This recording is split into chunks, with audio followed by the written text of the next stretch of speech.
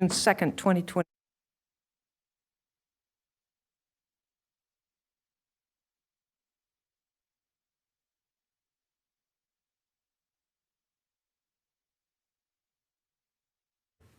Eric Brenna, Here. Rick Gelbman, Here. Cameron Mewett, Here. Andrew Weiss. Here. We have City Council Liaison Lisa Wong. Here. We also have a City Planning Consultant Brandy Howe, and myself, Planning Secretary Lisa Ritchie.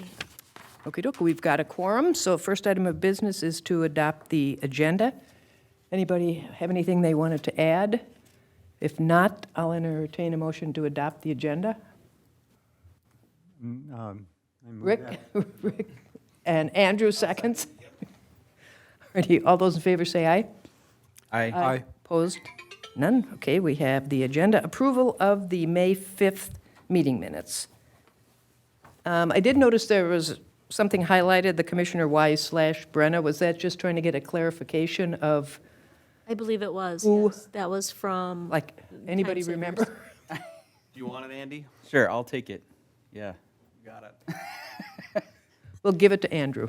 That was just, highlighted in the last minutes. Now, wait a minute. He said he wanted to be called Andrew. You get to call him Andy? That's just not fair. Mr. Wise. Thank you. Always be Mr. Wise. Oh, Mr. Wise, okay. Okay, so I just had a couple things. Under Commission Business Action Items, under the downtown furniture, it says, Lisa Ritchie stated the recommendations and how noted she'll put together. Is that the recommendations that we went over that were already in the packet, or was that something new? that was in the packet. That was the stuff, okay, just making sure. And then under the sign ordinance, in the second paragraph, actually, it was Brandy Howe who confirmed that the attorney recommended the changes. I just asked about it. Okay. The third paragraph there talks about scheduling a public hearing on June 10th. Who meets on June 10th? I could have said the wrong thing. That is not. Were we talking maybe the July meeting? What's the context? Was it about the sign ordinance? Yes, I'm sorry, it's about, get the ordinance changes out to the residents on the website, and we'll look at scheduling a public hearing on June 10. That would have been the first July meeting for the Plan Commission, so that is, Okay. I didn't remember you saying the 10th, so, July 7th? July 7th. Was it the Yes, it'd be July 7th. July 7th? June 10th, Okay. June 10th. June 10th is a Friday. Nothing is happening on June 10th. You recall her saying July? I thought she said July, but I don't remember the date, but I, that would make sense. yeah. Okay, I think that was it. I have one item. Oops, I'm sorry, go ahead. Under reports from commissioners, the second one, the Gelbman postponed the overlay. I didn't do that. I just reported it. I left it. Oh, change, postpone to report. Reported that that it was Yeah, postponed until this coming Saturday, or this, at that time, that Saturday. Okay. I'm not even on the SLIA anymore. oh, you're not? Oh. Oh, okay, okay. All right, anybody else have any corrections? If not, I'll entertain a motion to approve the minutes as amended. Thank you. Have a motion by Eric. Is there a second? Second. Okay, It's a race. who got it? I already got one. Okay, I'll do it. Second. Okay, Patrick seconds. All those in favor say aye. Aye. Aye. Opposed, none? All right, we've got that done. Next is meeting open to the public. Do we have anybody on Zoom? We do not. There's nobody here, so we'll move down to commission business action items and recommendations.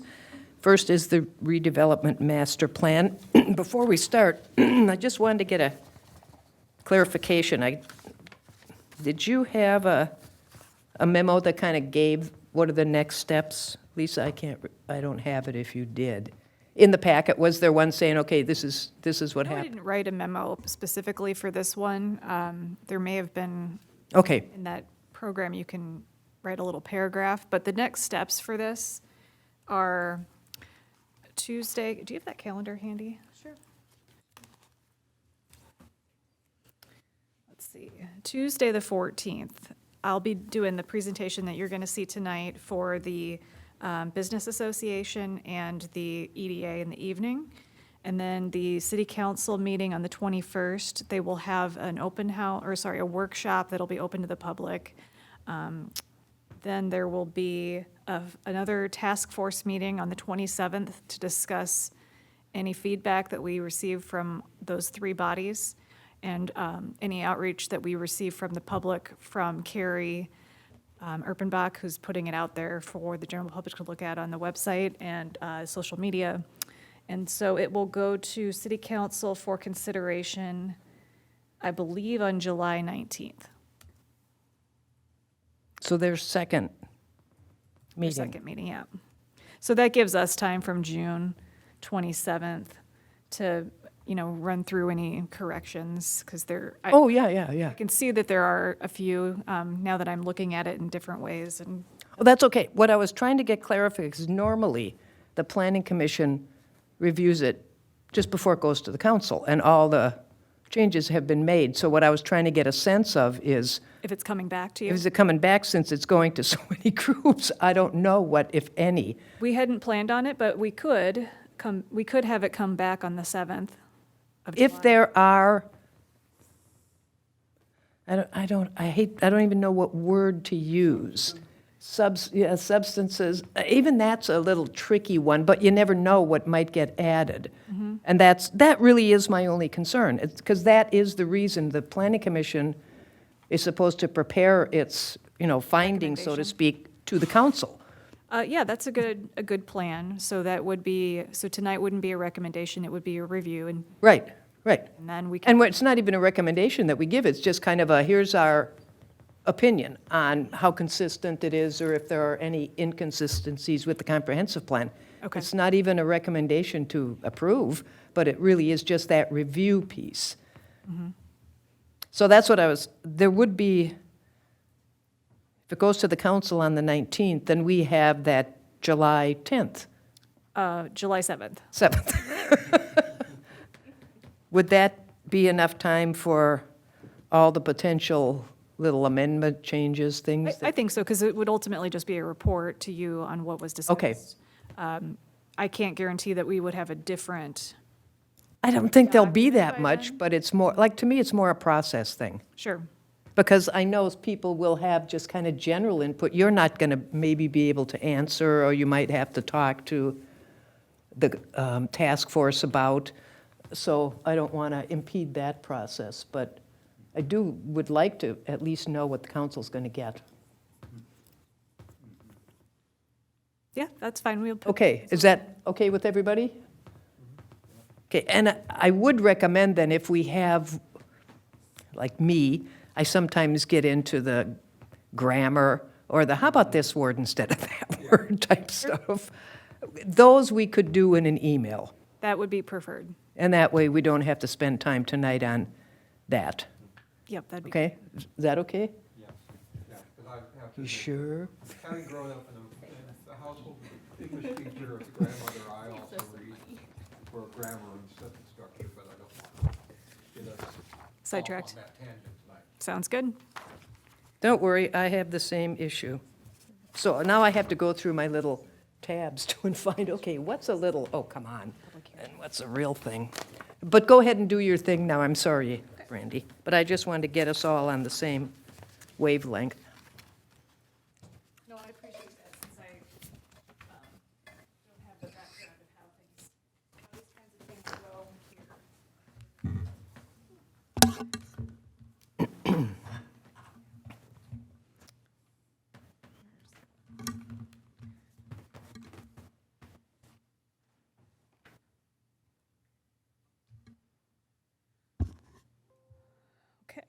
Why is it not showing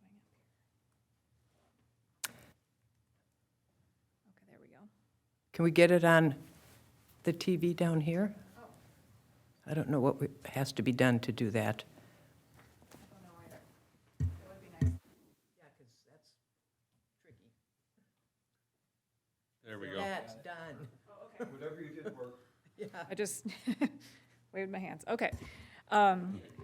This is going to be maybe a little bit longer of a presentation than I like, just the nature of the beast. So feel free to interrupt, and then we can go through whatever questions you might have on the slides as we go through.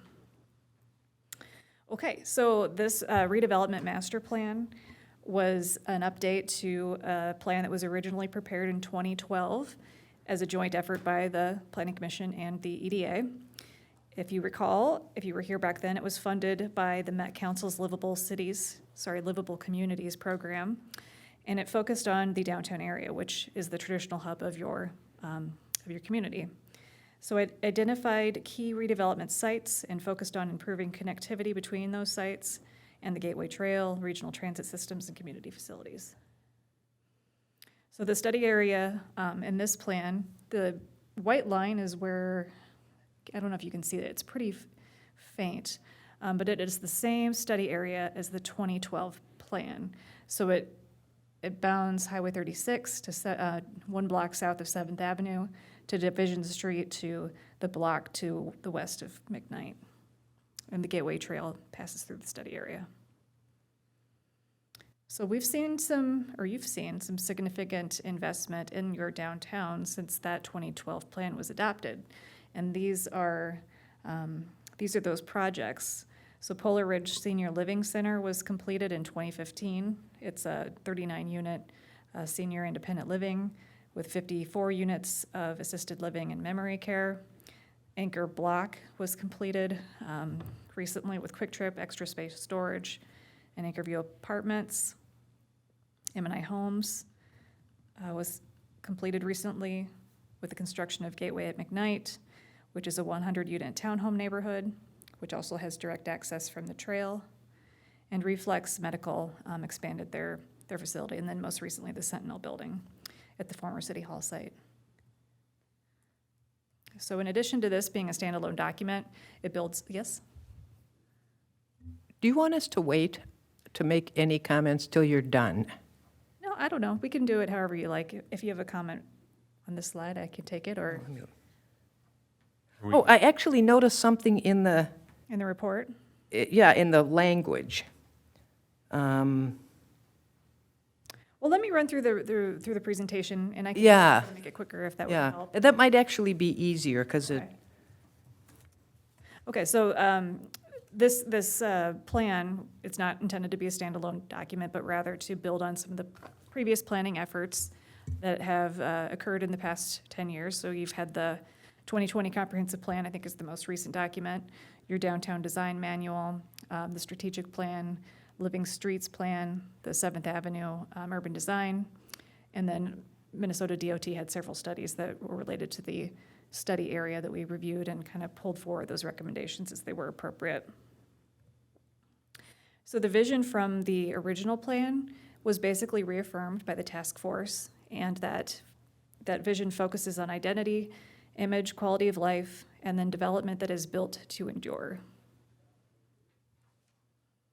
And the guiding principles, they were also kind of pulled forward from the 2012 plan and reaffirmed, but there was a couple of them with the wording changed a little bit, and so there's a new emphasis on providing higher density development, so that was specific, as well as making sure that the pedestrian and bike environment was enhanced. So the new plan focuses on 7 redevelopment districts, and they are identified on the screen.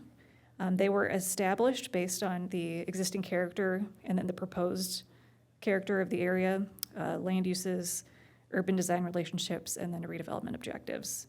So there again, they're intended to build on the momentum from the recent redevelopment activities and to implement the previously discussed plans. and just to clarify, it looks to me like the McKnight and Shifsky's were kind of combined together, and now they've been just kind of split into this is the Shifskis, and this is the rest of this McKnight Center. Because it used to be the McKnight Area Development District or something. Is that, I mean, I believe so. okay, yeah, I mean, it's not a big deal. I just thought, when I looked at it, I thought, okay, that's one difference, but it's not significant. They were a little bit different in terms of I'd have to have a side-by-side in order Yeah. to remember what they looked like before. But I did review the land character in pretty good detail, going through from, west to east to try to find a logical boundary for each of these districts Yeah. based on what has happened. No, it makes sense to me, because I know there was just concern about the Shifskis one, because they're probably not going away, so why are they, That was you know, discussed. in this? Yep. And that was So it made sense to make it its own thing. that was a purposeful decision, was to make that one its own unique district, because there was some sensitivity to it in the last round. And we wanted to acknowledge that that was one of the prime redevelopment sites in the area, but also it's a longstanding business that probably isn't going to go anywhere anytime soon, so the ball's in their court, and that's kind of how the plan handles that.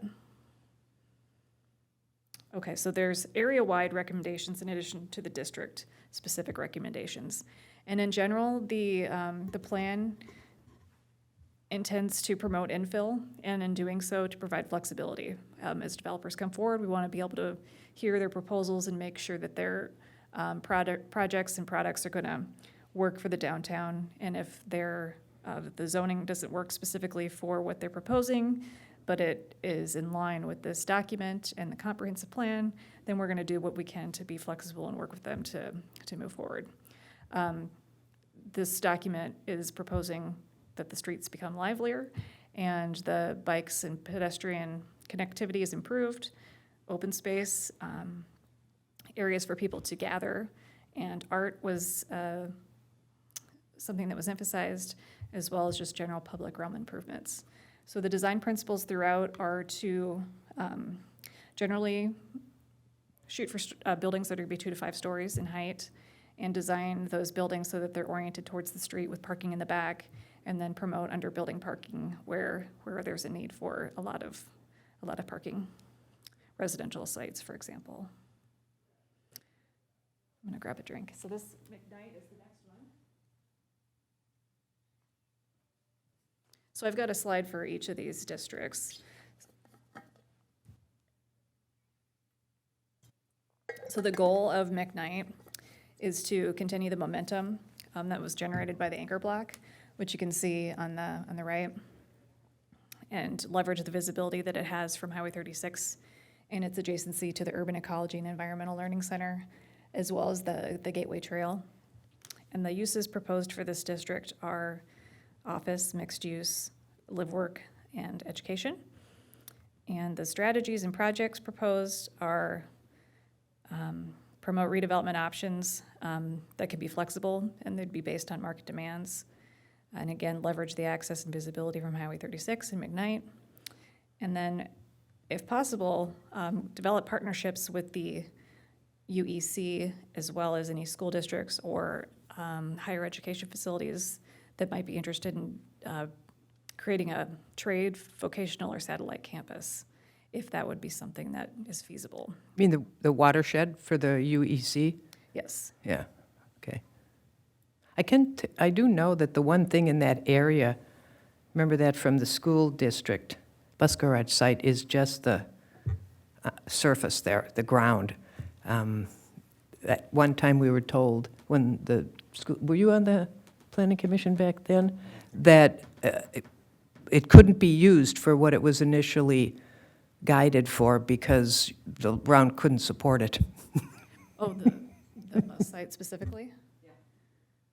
Interesting. So I'm just tossing that out. When you're around that, wetland area there, it does get a little trickier. Sure. There was a sod farm before that, Yeah, yeah, probably pretty soft yeah, soil. uh-huh, Pretty deep.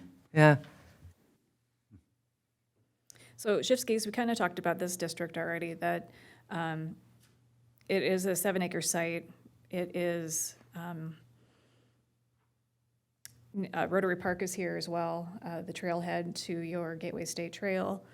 And we understand that Shifsky's is an existing business, and they, as far as we know, don't have any immediate plans to relocate or redevelop. But again, this is a primary development site, and we want to make sure that there is a plan for it in case they ever decide to shift their priorities.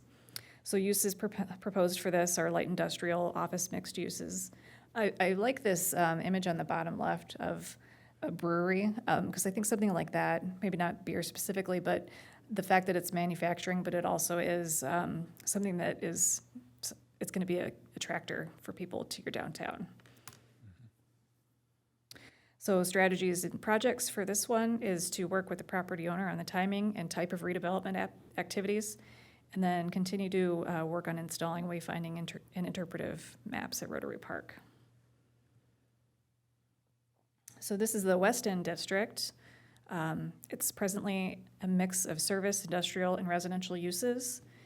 The Gateway Trail separates this district from Shifsky's in the anchor block. The Burwald Investment Company, it's another long-standing company and landholder in North St. Paul. They have about 10 acres on the north side of the district. Am I able to point at this without it? Probably not. So I think Burwald has like most of this stuff here. Does that work? Not very well. Finger works better.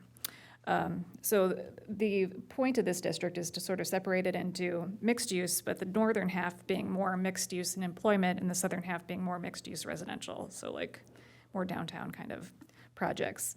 And then we've got medium density residential proposed in the purple and multifamily in the yellow. And then projects for this district, the 2 redevelopment zones, and establish a passive open space park for residents. And that was kind of proposed in this area here. So if you recall, across the street from McKnight, there is about, I don't know, maybe 6 or 8 residential lots, single-family lots that are basically wooded, and they're not going to be developed anytime soon. That was the proposal for that, to provide a little bit of a open space area for people in the community to walk through. It's probably too steep to develop as a active park, but some walking trails and that kind of thing is what was intended.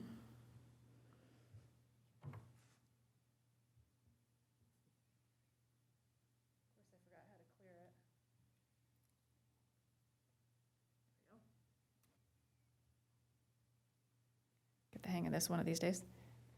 Is it back down there? Yes. It is not on my screen now.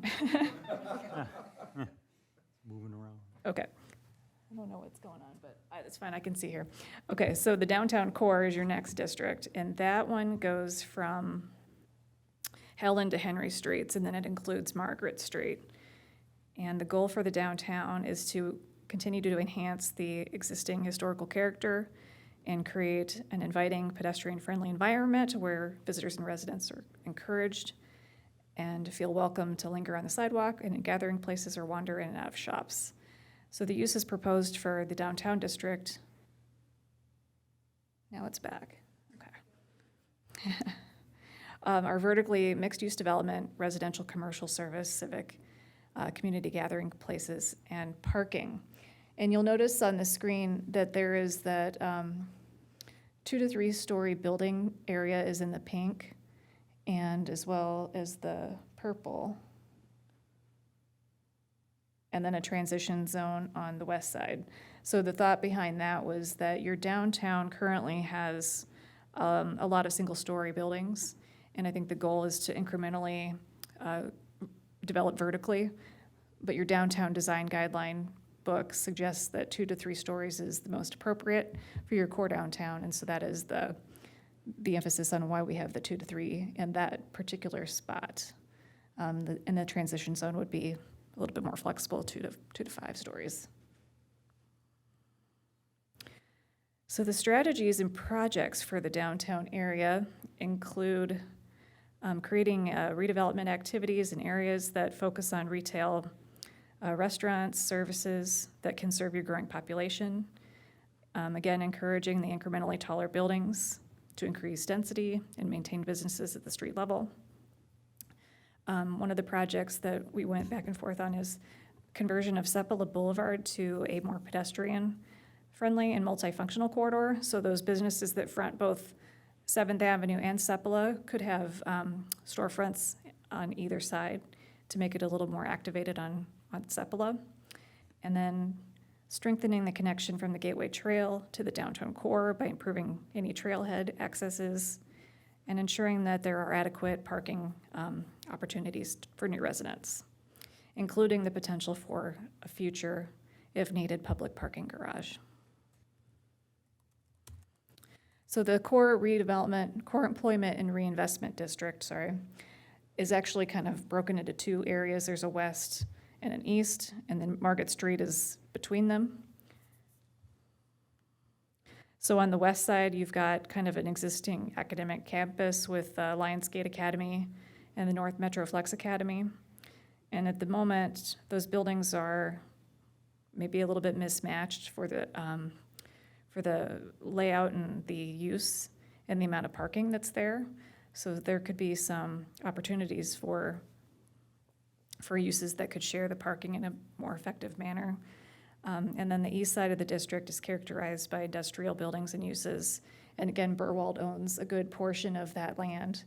And a lot of it is, as we say in the planning world, ripe for redevelopment when they decide that it is time to do so. And again, it's highly visible from Highway 36. So one of the goals is to leverage that accessibility and visibility. And proposed uses for this area are light assembly, medical office, professional office, and live-work uses. And so strategies would be reinvigorate the district as North St. Paul's premier employment area, and then reinvest and adaptively reuse the Burwald holding property. And last, we've got Commerce Park, which is, your eastern gateway into North St. Paul. So Highway 36 is an essential gateway to this area. And because it's an area in transition, the mix of uses is currently suburban development and auto-oriented with some vacant parcels, multifamily, single-family, and two-family homes. The goal of the redevelopment of this area is to turn it into a more contemporary retail and service node with a mix of restaurant, service, office, civic, and multifamily uses. And strategies would be create a gateway at Century Avenue as part of the improvements that will occur with Ramsey County and the DOT, make it a gateway to the city, utilize high-quality building materials within this area, and position the sites to take advantage of cycling and pedestrian traffic coming in from the Gateway Trail. Now we've got two maps related to transportation planning. The first one is the vehicular transportation, and it's kind of pulling in the recommendations from the other, from the DOT and the 7th Avenue project plans. So it's kind of emphasizing what's been completed and what is planned in the future in terms of road reconstruction and roundabouts, new right-of-way that has already been constructed, and the pedestrian and bicycle network is proposed on this map. And the key areas to focus on would be a new multi-use trail proposed on the west side of McKnight, and one on Division Street that we would hope would be part of your redevelopment with the Minnesota DOT, and then trailhead improvements all along the Gateway State Trail. And then the regional bike routes are pulled forward from your Living Streets plan. And finally, we have an implementation matrix that pulls together all of the projects, identifies key players, so the city, the EDA, the housing authority, et cetera, and then just tasks are kind of assigned based on who's the most logical entity to be the lead, identifies programming and possible funding sources and grants. And that is the end, so I will take any comments or questions. Who wants to start?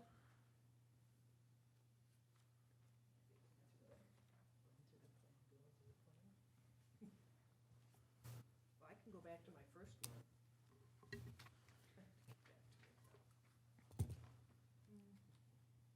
And by the way, thanks for Jill for making me a copy. I couldn't print it, and I didn't want to try to do it online. I'm only going to do the ones that I wouldn't, some I'll just do in an email. It's simpler. I did have a question at the, on your, in the packet, it's 14 of 76. In the plan, it's 9, page 9. Way at the bottom. Am I on the right page? I don't know what page you're on. Oh, you can't see. Recent progress page. Okay, I don't know why. I have to move it, that is why. Okay. Got it. Nope, recent, is that the, I think so. Recent projects? Yeah. yeah, Progress? Okay. look up it. I have a landscape version, so it looked different when I Oh. first saw it on there. Way at the bottom, last sentence. Additionally, the city updated its comprehensive plan in 2019 and overhauled the zoning ordinance since 2014. The zoning ordinance was, what do you want to say, updated in, do you remember what year you guys actually got it? There was that delay because of the pandemic, maybe last year, 2021, early in the year or something? Because you were on the council, right, Lisa? 2021. So it was adopted, you know, the updated zoning code was adopted in 2021. Okay. Otherwise, it would really be. Well, I don't know. I've seen a lot of really old zoning ordinances. On the next page, I think it's the next page. This one doesn't have a page number. Planning framework, yep, that one. There is a downtown revitalization plan, and that's the one that dealt with the streetscape and the seating and the sidewalk and all of the decorative outfitting downtown. That's the downtown revitalization plan, and that was adopted in 2018, I believe, by the council. Is that the middle one on the bottom? in the No, center? that's the Living Streets, which is much earlier. Excuse me, Elaine, could you please turn on your microphone? I'm sorry. Below it. Sorry. I'll start again. No, the downtown revitalization is different than the downtown design manual and the Living Streets. It's its own Yeah, thing. in all three of them. Because it's mentioned elsewhere that there should be a plan, and I thought, well, that's what that plan did. I don't remember what, it was, The middle one in the blue logo. yeah, maybe that's what your 7th Avenue North St. Paul Urban, it was really just called the Downtown Revitalization Plan. And that's what that one is. And that was done in 2018. Oh, yes, it has like dual. Because it refers to the North St. Paul plan, and then we should have a plan for this other thing. Well, that has all of that stuff in there. That document is, if I recall, mostly maps of how you're going to improve 7th Avenue and Margaret Streets. Well, no, it also, the big thing was the sidewalks, the big thing was the plantings and the Oh, bike right. racks and the That's in there. seating. Yeah, that's, yeah, yes, we reviewed that one and did add some concepts too about don't go so long before you can cross the street. Okay. So did you just need me to change the title of that? It would be easier to just call it the downtown, that's what it's called on the website as well. And that's like the title, I think that's just flat out the title.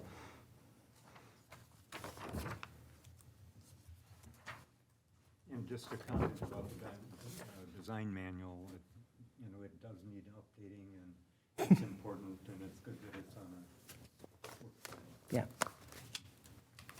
Yeah, that's, like I say, that's been a while that's needed. An update to that document is also included in our recommendations matrix too. in The downtown design manual? Yeah, yeah.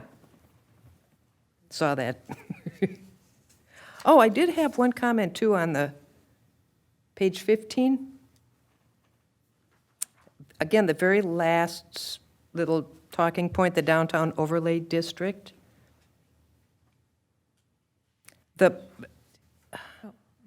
One of the goals in that, it's under zoning, Got it. is that overlay district applies as well to, the whole stretch there along 7th. So one of the purposes is to develop that whole area as intended in the downtown design manual. That's why that little striped area is there. On our regular zoning map, that is.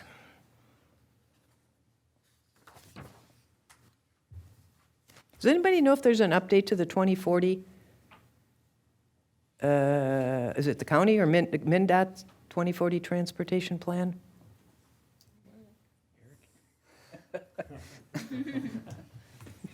I'm not aware of at this time, but Okay. it's not to say there isn't. Okay, just wondering.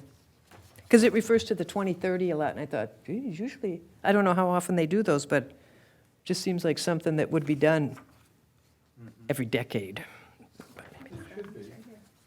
I would think so, but what do I know?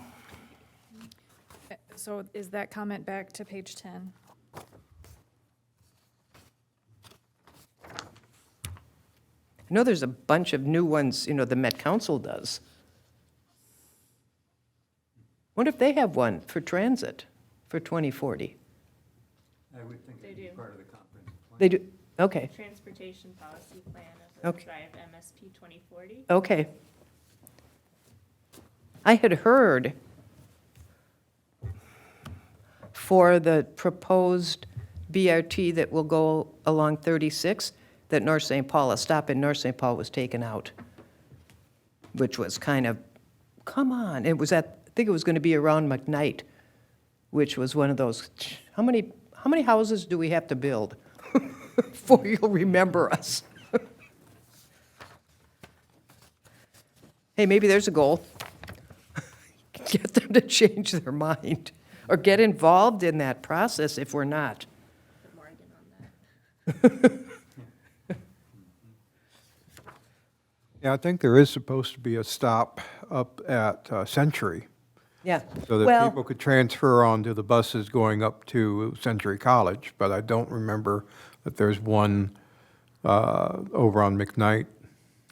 that was originally the area, but I don't know. All I had heard was it's just going to stop in Maplewood, and then the next one was somewhere out there, and I thought, well, okay.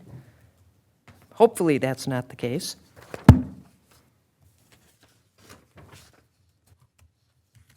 Eric can bring us up to date on that.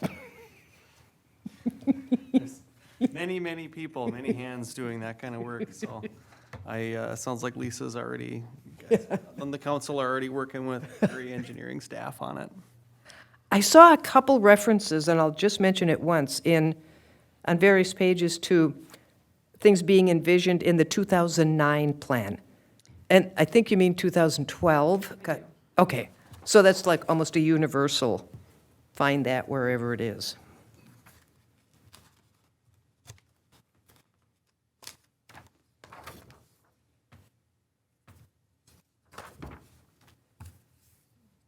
I was glad to see the detail on the Sepala thing, though we've talked about that multiple times.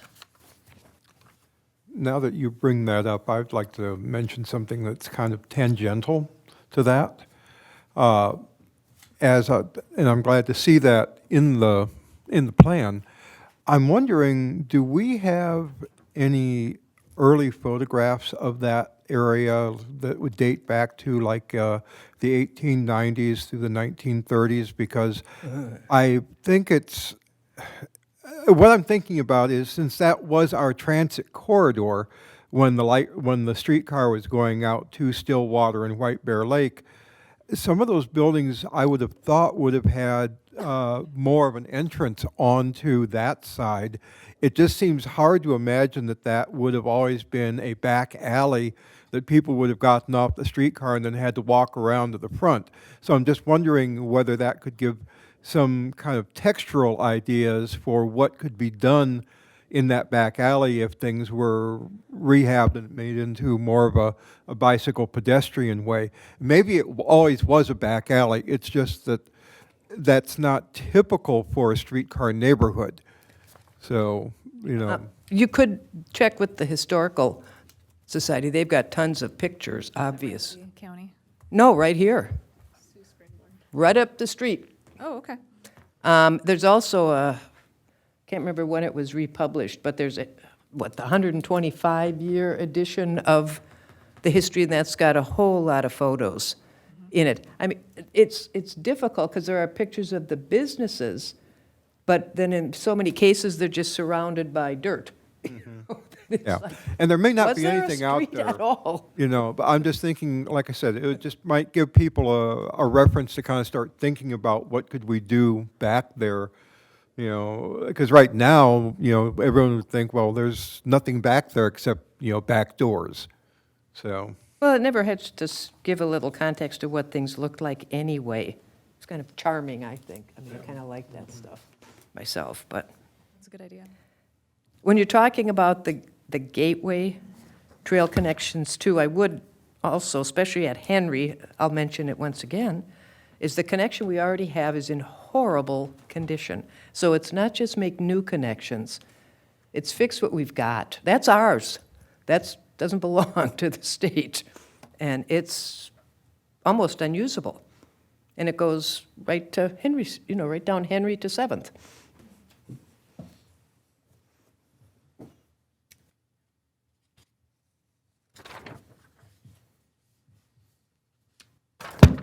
Oops.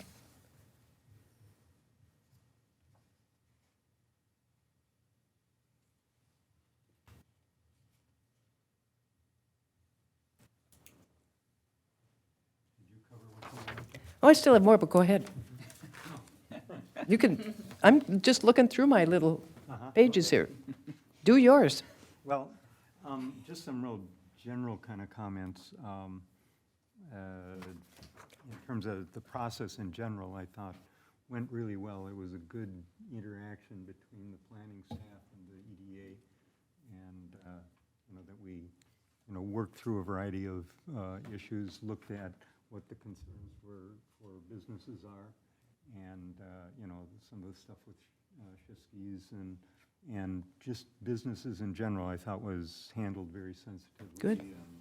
And yet still communicates information across to people about what it is we're looking to do. One of the things that I particularly thought was important is in the project approach part of it. There's a statement in there, and I'll just read it. This plan encourages density. Yeah. And I think is a important note for the Planning Commission in terms of, you know, what it is that we're looking to do in the downtown area. We're looking to increase the density here and to have it specifically in this document where I would anticipate that people are looking at and wondering about the character of North St. Paul for development and what we're looking for, what's important, and so on. And I think it's real valuable in that way. The other comment I have to make as a geographer, I was pleased to see the individual districts have maps. I think that gives people another way to look at the document and absorb information about the community in some detail. Yeah. And I think that was a good addition to. Well, and I like on some of those too, then it names, like, here's this particular business, so you know, okay, that's where that is, and then it's easier to orient and get a feel for what's around Yeah. as well, instead of just, land with buildings on it. So, yeah, I think it's a good product, no doubt. I mean, I think it's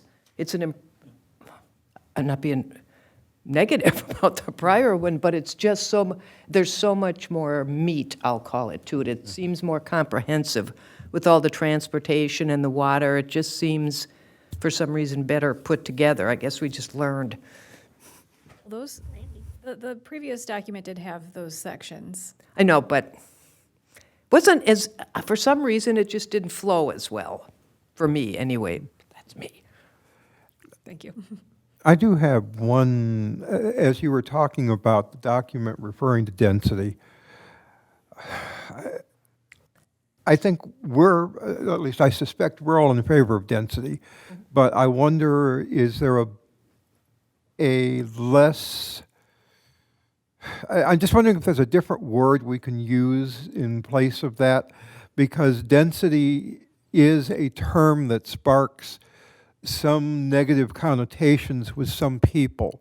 And so I'm just wondering if there's a different way to phrase that, where we're talking about, bringing in people to make things more vibrant without necessarily giving these people a code word that says, oh, we're going to try to stack, 40 people in 3 square, cubic meters of space or something like that. And like I say, it's just based on going to some public hearings that I've been at over the years, and some people get up and they'll say, I don't want density in this area. I like the way that it is now. Mm-hmm. And, we know that we need to have a certain density of people to be able to make businesses work, and to make it attractive to people and to get the people on the streetscape. But maybe we don't want to use that term early in the document. Maybe we soft soap it a little bit at the beginning, and we talk about density more later on. But Well, you can reword things. I would, pardon? You can reword things, in some ways, depending on where it's used. Sometimes it makes sense to use the word density. Sometimes you can say increase, the number and types of households, blah, that. And I think somewhere it references something along those lines early in the document, which is, you want to do both. You want business and you want households. Because I think there may also, Cameron, be a difference in the way residential communities respond to density increases versus a downtown area where you're dealing with Right. businesses and people are expecting more population there, and other than the ones right around downtown, other than the ones who live right around and are concerned about that. But for the bigger picture, unless it affects the car show. yeah. Well, but in one thing that I've heard over the years is that people want restaurants downtown. Yep. And if that's ever to happen, as it is now, Yep. a lot of that is based on, how many people are nearby Yeah. that come to my restaurant. Yeah, they want retail and they want restaurant. Got to have customers. I would, I hear what you're saying. Yeah. yeah, It's because a little different in the downtown area. And I will admit, too, some of this is having been down in Texas for 20 years, where I've heard people speak out about downtown plans, about not wanting density in their downtowns. Yeah. But that is also Texas, that's not Minnesota. So it just made me, there are some key words out there that we use on a planning scale that some people just want to take wrong. Let's put it that way. Yeah. So. if I could just add one thought on the matter, we'll take it to the task force and let them decide if it's density or a different word. But one of the things that has been said in multiple meetings, that this document is intended for an audience of developers primarily, and less for the general public. And so the word density means something in that community. And it says, frankly, what the city is looking for, and it's an easy way of just communicating what you're trying to achieve. And for the public at large, it's kind of just the vision. I mean, a little more specific vision of the look, so to speak. But still, I mean, I understand. We've heard, we don't want all that here. But yeah, I think it's kind of apparent there was a lot of, input from everywhere, aspects on this. Well, and if I think of the way the Sentinel building came in. Yeah. At least the response I heard in that area, people were happy to see that. Mm-hmm. And that is, for the downtown area. Yeah. And I certainly understand, I'm on a learning curve on this. No, no, I don't mean to. No, I didn't. That's fine. I just, Thanks. anything else? No, those are, we covered some of the other stuff earlier. Yeah. I had a question on the water system on the infrastructure page. Oh, boy. As you I might, realize that I didn't write that part. no, it's not about how it's written. Oh, which page It's is that about on? what it says. Could you help me, which page? Page 49 in, 54 of 76 in the packet. Are you just in the plan? Got it. I'm before that, so. Oh, I was okay. just letting you The know. very, up in the end of the first paragraph under water system, it talks about it's recommended to increase the city's water storage capacity as soon as possible. And then the very last sentence at the bottom says, for that reason, talking about 7th Avenue, near 7th Avenue, a detailed evaluation of the water demands and conditions, blah, blah, blah, should be completed prior to any new development or redevelopment. That's a pretty strong statement, which, I just have to, is that on the timeline really short term or what? I didn't see it. I saw the water tower on the timeline, like high priority, medium timeframe. I think what that is saying is that whenever a development is proposed, like if Sentinel is coming in, for example, we're going to evaluate the system as it's coming in to make sure that that site and the existing. That maybe could be clearer. A little less engineering and more legal, less. Yes, more engineer talk, Re- less Well, engineer and it- talk. Did you say it says before any? Yes, at any Redevelopment? development or redevelopment activities. That's a Yeah, huge I bucket. think any is a very. Don't even talk to significant- anyone. A significant word to have in there. Yeah. Okay, so last sentence of. Maybe before substantial page development or redevelopment, 49. or something like that. I don't know if it even matters with Well, what's going on but it- here. Yeah, but if you say any and that maybe. No, I wouldn't say any. I think we're just being really thorough in our review process. Yeah, But I hear what you're saying, and There I you go. could try to find a way to make it a little less, Or just more specific as to what's actually needed here and what time frame and what's involved. I can understand why it's not on the timeline, on the implementation plan. I didn't quite know what it meant. I wonder if this is, I'm just keep rereading it, and I wonder if it's more of a, going back to the engineering side of it, is that kind of a public works function? This is more directed towards the engineering staff and the public works staff on the infrastructure side, not necessarily when, sorry, go ahead. yeah, I think what this is saying is that when we look at a plan, a proposal, and it's gonna be a big water user, it's gonna have a lot of residential units, we need to make sure that the pipes are the right size for that building. And so we are gonna look at that for any development. And the building inspector, the engineer, public works department, they're all gonna look at the utilities to make sure that it's gonna function. So the wording probably is a little bit more engineering than it needs to be. So I can clarify with Morgan what his person was thinking here and simplify.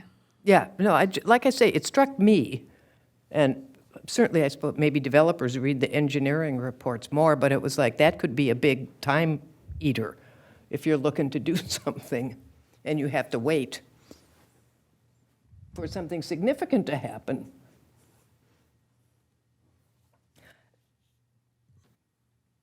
On the next page, very bottom, under electric vehicles. Who's got the electric vehicle? Oh, you have one? Somebody has one who can explain that last sentence. I've got one.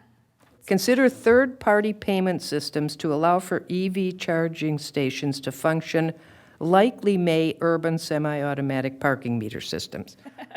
I think I know what that means, but I don't I know. think Eric wrote that part, this page for me. It's got a period, sometimes there's no period, but Third-party there's payments. something missing in Probably here. means what you have outside. You've got ChargePoint is your third-party payment system. Yeah, I just, So let's make it clearer, sure.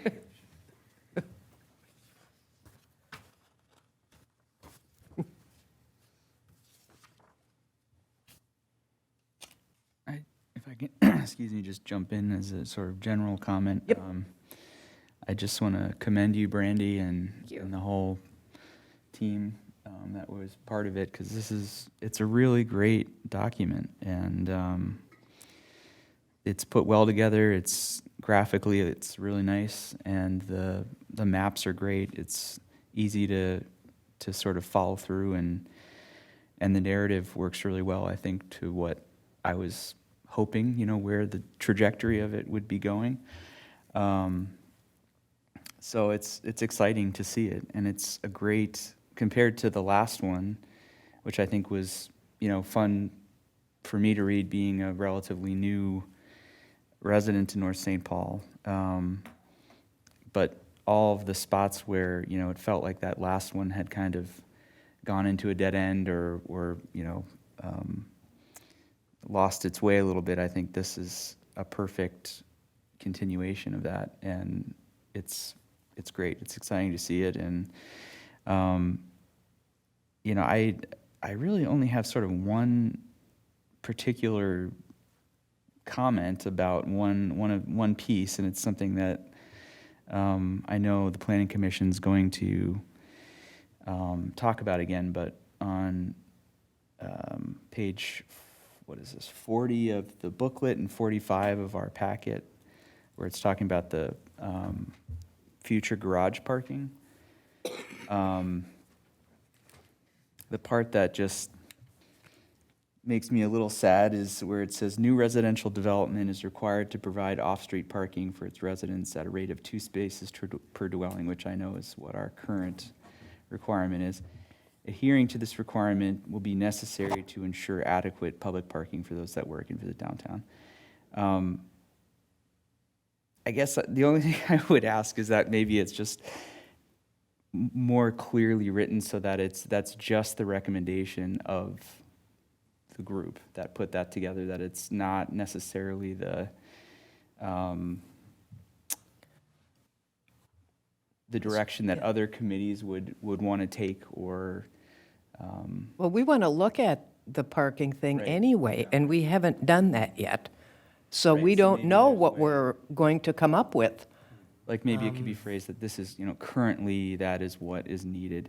My only concern is that, 2 spaces per, when it's talking about specifically residential development, that's a lot, and it's It's a potentially lot. killer for, Maybe you change it to something like adequate parking spaces, and, that way it would be defined in other areas and other documents what's considered to be adequate, and if that changes over time, then, we're not nailing it down to 2.0 spaces. Well, that's why we say, don't get into actual, here's the number. Try to avoid that, because you never know when that number's going to change. well, I mean, the way it's written, it seems like that was a very specific discussion that was had during the, I think, I can't remember specifically where, if that. Might have been the average of what it usually averages out to be about that now. Maybe, I don't know. well, it's not even just the 2, just saying, the line, adhering to this requirement will be necessary to ensure. Oh, yeah. Well, It's very requirement, yeah, definitive. Yeah. yeah, I like the approach of saying adequate. yeah. That, I Or think, maybe even, provides the flexibility that you're looking for without, It just, I think if somebody's reading this, like you said, a developer, Yeah. that's a big red flag right there, that it's not going to be easy to develop here. So, maybe even having something about being open to creative Solutions. changes to that, or different. Yeah, exactly. Something along Yep. that line might be a good way to put it. Yeah. It's vague enough, but still says, we're willing to look at alternatives and stuff. Right. It's interesting that it coincides with the change that the city of St. Paul just made to remove the requirement Right. for Yep. off-street parking for residential. right. which is a huge deal if you're developing in St. That was Paul. very controversial. Oh, I'm but sure they it did was, but it's a really big deal Well, if they it's a actually want to real develop space, something. and So it's expensive. It's just, I think I agree with Andrew, simply soften it from the standpoint of the statement of the Yeah. requirement. We'll let And them make it, wordsmith yeah, it. make it part of the plan Yeah, that we can follow yeah. associated with it. I mean, even now, there's enough flexibility, especially in the downtown, because shared parking is a thing. I mean, obviously downtown, so it's when you start getting into a lot of housing instead of just the business portion of it, so, yeah. Yeah, and that was really the only comment I had. I think it's great. I love Yeah. all the. And it's got the not Gateway so Trail specific and- as the prior one. I think that was the problem. I tried to be way more specific than you possibly could. Yeah, but great job. Really, Yeah. really good. One of the questions I had on page, which do you prefer, the I'm not looking at the packet, so if you could give me the. okay, 54. I was just confused, so again, maybe a little more clarity, and not now, but, as you take it back, on the programming. I mean, I understand the RFP, I understand, but I couldn't really get a feel for, okay, the city will do this, and then here's the process, but it's who does that, who does all of those people, or all those processes, and then toward the end, it's the EDA approves it, and I'm thinking, wait a minute, I'm not sure who's doing what in this process. And I just would like a little more clarity at some point. I think that would be helpful, too. Because the city would be doing it probably for city-owned, I would think. That would make sense.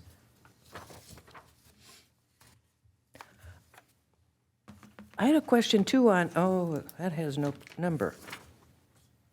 Must be 56. Now we're talking about grants and tax incentives. I noticed the Minnesota Historic Preservation Office. Maybe you could clarify, are we still a certified local government from the historic perspective? I don't know if we still are or not, because we're not active. The DRC used to do that, but they never really did much, so I thought, I don't know if that's a requirement for I'm guessing it might be a requirement for some of those grants. You don't have to be a certified local government to receive funding through a state and federal grant program. No, I just meant there are certain ones that if you are, it's that little, you can be your own little local historical society, and it is the historical society that provides that, and I think they have grants, but I thought they worked with the groups that had cities identify themselves and qualify for that. We are one, and here's our paperwork and stuff. And I just don't know. I thought we did it at one time. I don't know if you are or not, but you don't need to be one to Okay. seek funding if a structure or a site is eligible for historic tax credits. I don't think you have to be a CLG. I don't know either, but I don't know. It's because I thought it was the Minnesota Historic Preservation Office that dealt with that, and that was where the CLG information is. Often your State Historic Preservation Office has grant programs that they give specific to CLG communities. Right. But that's another option, right? Sure, but I Maybe, believe, I think if we to are be a one. CLG, now that I'm thinking about it, you have to have Historic Preservation Commission. Okay, And I don't think that the okay, state historic, or the city Yeah. society can do that. okay. I was just curious more than anything else, because I thought, that's a source. Usually those grants that you get because you're a CLG are fairly limited and are not infrastructure related or improving buildings. And not like art? Well, maybe art. I don't know. Art's tricky because it's not really historic. I'm not sure about that, though. How about our snowman? Well, okay. Point taken.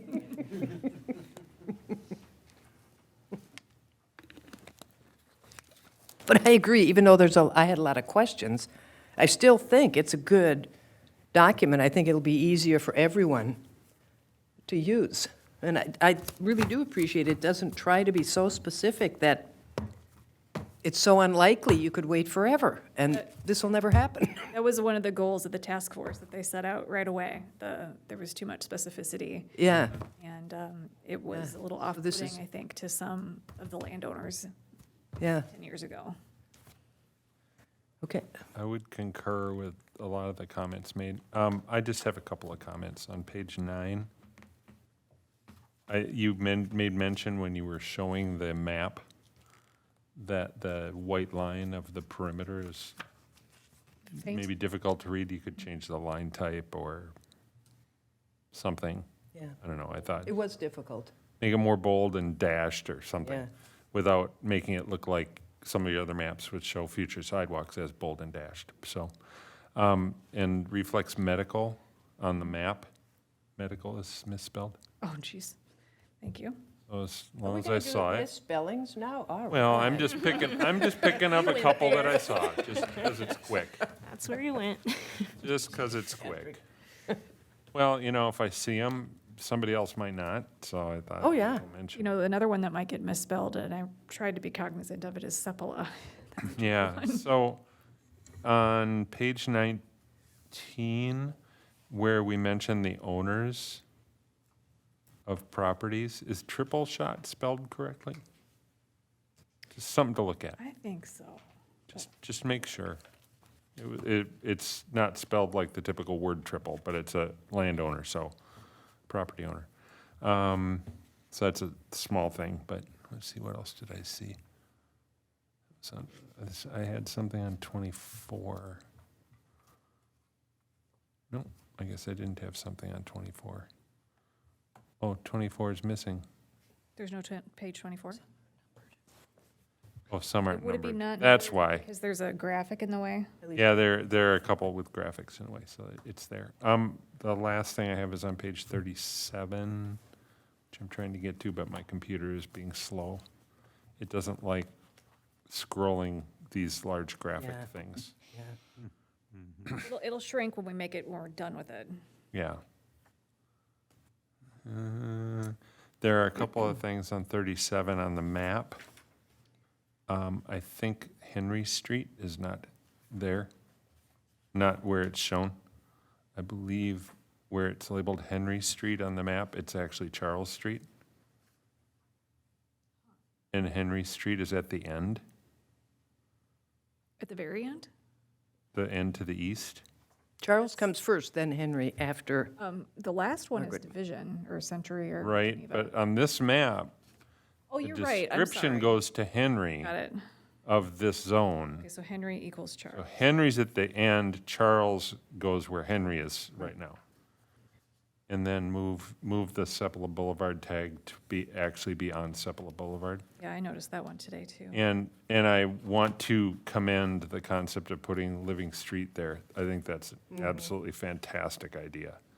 I think it gives the opportunities to connect to the gateway, to put some green spaces in the downtown area. It gives you a lot of opportunity to really focus some attention on Sepala Boulevard and make it a place to go.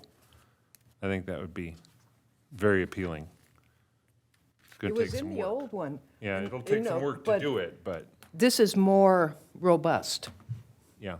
And all the little pictures actually do help, scattered around, even though they do take a while to load. That's all I had. Thank you.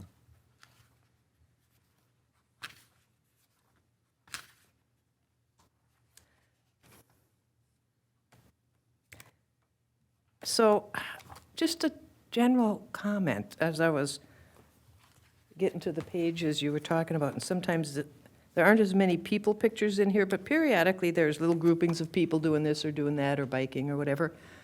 If we could get some diversity in the people in the pictures, that would be good too. Mentioned that before about certain plans. I think we use a lot of stock images sometimes. Pardon me? Oh, a lot of these might be stock images. I'm not sure where. Oh, but- no, it's just if we can find anything, I just think that's, everybody should, anybody who is going to look at it, people glance through, it'd be nice if they could kind of see somebody that reminds them of themselves. We'll see what we can locate. Maybe that is a feedback that goes back to the stock pictures too, in Oh, terms of- I'm sure we can do a better job of, if we're overthinking about it, trying to find something. Cool. I think, at least for me, when I was looking at images, I wasn't looking for people. I was trying to find infrastructure that made sense. Yeah. Well, bikes, okay, there's some bikes there, let me grab that one. Sure. Yeah.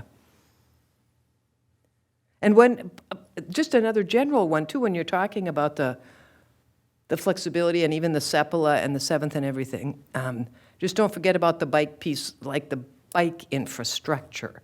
We don't talk much about bike infrastructure because to me that includes bike stands, so people can put their bikes somewhere. If we want them to bike in and then wander up and down, you're not gonna do that on 7th. That's not the place you're gonna bike. Bike parking and repair stands and that kind of thing, maybe. a Yeah, and even walk. just parking somewhere along, middle of town or wherever. So, Yeah. You just made a statement, Brandy, that I think is something we should consider as a city. What's that? When we talk about the Gateway Trail entrances to North St. Paul, and our chair made comment that they're in very bad shape, which I agree. A maintenance station, bicycle maintenance station, if we would sponsor that and install it, maybe by Rotary Park, or maybe we get the Rotary to sponsor isn't there it. one There there? is one there Is there one now. there? Yeah. Okay. It's newer, but. I don't usually ride there, that's why I was not aware of that. I usually ride the Yeah. other direction. Ah, okay. And I have to admit, I don't know what's in the plan to go there, but, I'm just thinking, over here at the intersection of Sepala and Margaret, where they've been tearing out those old buildings that were there, like a bike corral and a bike fix station right there, where you could park 20 or 30 bicycles maybe, and then get off and walk into the downtown very easily. It'd be both along our trail and with an easy connection up to the through trail, only being, 2 blocks off there. Yeah. Something like that is what I'm thinking. Well, yeah, I just think we do the parking for the cars, we're very concerned about that. But, ideally, we're gonna get people out of their cars at some point. So- Most people moving here now are gonna be downtown. They're just gonna walk. They're probably not Right. gonna drive half a mile. Right. But if you've got some neat stuff, I might want to ride my bike from Stillwater or wherever.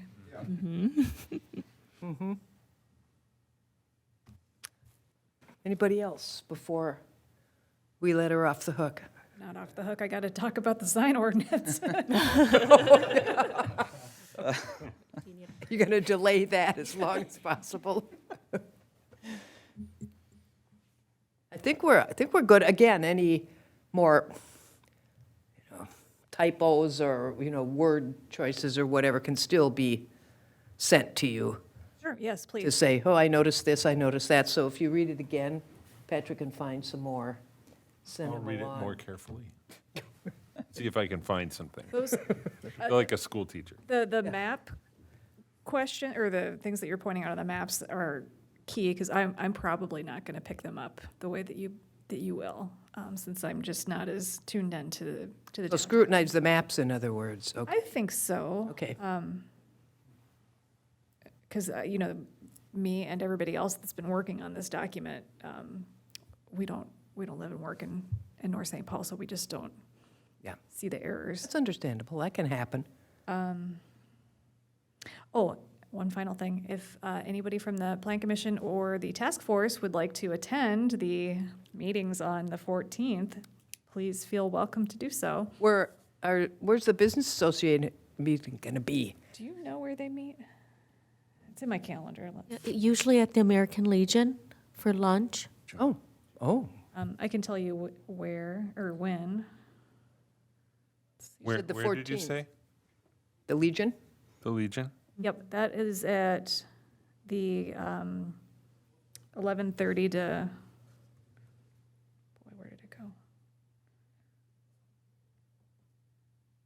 I have 11:30 to 1, and we're going to do the sign ordinance too.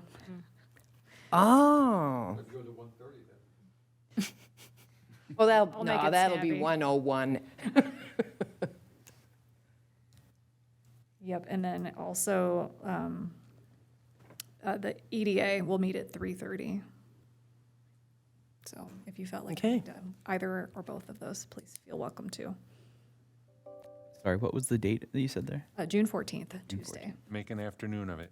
Yeah, Yeah. you'll see a lot of me that day. Does the council, they don't have a council meeting, do they? That'd No, be they an have even one. longer day. Theirs is the following Tuesday. Okay. On the 21st, so that's another opportunity. We're going to do the workshop. Yeah, yeah. Same material, though, so it might be a little dull to hear. Well, I'm more interested in hearing what the business association, As to say, yeah. yeah, I'm yeah. wondering if they'll be more interested in the sign ordinance or this plan, or. I think maybe the What would be plan. good to go first? Maybe the sign ordinance, get that out of the way. Yeah, well, you had your PowerPoint, that's pretty simple. Okay, are we set for that one, and we can move on to our friend, the sign ordinance? Okay, All right. Randy. Don't have a presentation for you. I think this is the Plan Commission show telling me what to change. So let me pull it open here. Randy, did you get my comments? I did. I received email? comments from you and Elaine, and I'm sorry I haven't gotten through that yet. So I can mention those to Yeah. everyone if we want to bring them up here. 'Cause I think there were maybe 2 items that wanted some discussion. I think tonight's the night that Yep. everything should be ironed out. Otherwise, we'll have to bring it back Yep. for another round unless we, what I'm trying to say is we'd have to push forward the public hearing if we're not ready. Okay, so what we have is the actual ordinance that would go to the city council to repeal and replace the sign ordinance. And there are some other changes in here to pull out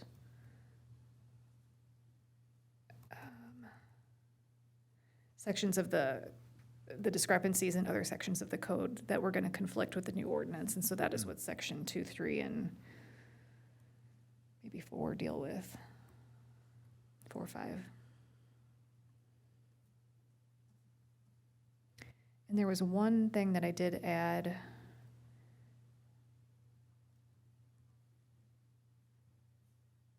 Variances, is that right? The variance is what you added, Yeah, right? okay, so 15714 was added to provide an opportunity, separate from the appeal process, for property owners to seek some relief to get a sign. Well, and one of my questions was just on that one, and this would be my assumption, that would be for permanent signs that require a permit, not for temporary. I mean, I could see that turning into a, I don't know, I think if you had a good reason and a desire to seek a variance for a temporary sign, I don't know if we except you don't need a permit, you don't even have to do ask. need to comply. Exactly. So if you wanted to put up a temporary sign that was. But what would we be doing the variance on? Just, I mean, since there's no permit, that's all, we would There's just still deny rule. the, There's rules, though, so you want Okay. to break the rule for whatever. okay, I mean, I've just wondered. Yeah. I mean, I don't know of any example that comes to mind, I but couldn't I figured think let's of one. leave the door open. Or we can Well, and clarify. that was more for a staff thing, too, is you don't want people, well, can't I do this? You don't want to have to say, well, you could request a variance, let's put it that way. Well, as a general rule, I try to never lead people down the variance path because it should be difficult to receive them. Yeah, I mean, I can't think of any actual situation that would justify granting one. What could possibly be that unique about where you're going to put a temporary sign? It's fine, The it's world fine. is, Hope we never get one. Somebody will think of one. I can almost guarantee somebody will think of one. I did have one item on the sign ordinance as far as future proofing. And and that is, having read through it several times, I don't see anything that restricts noise.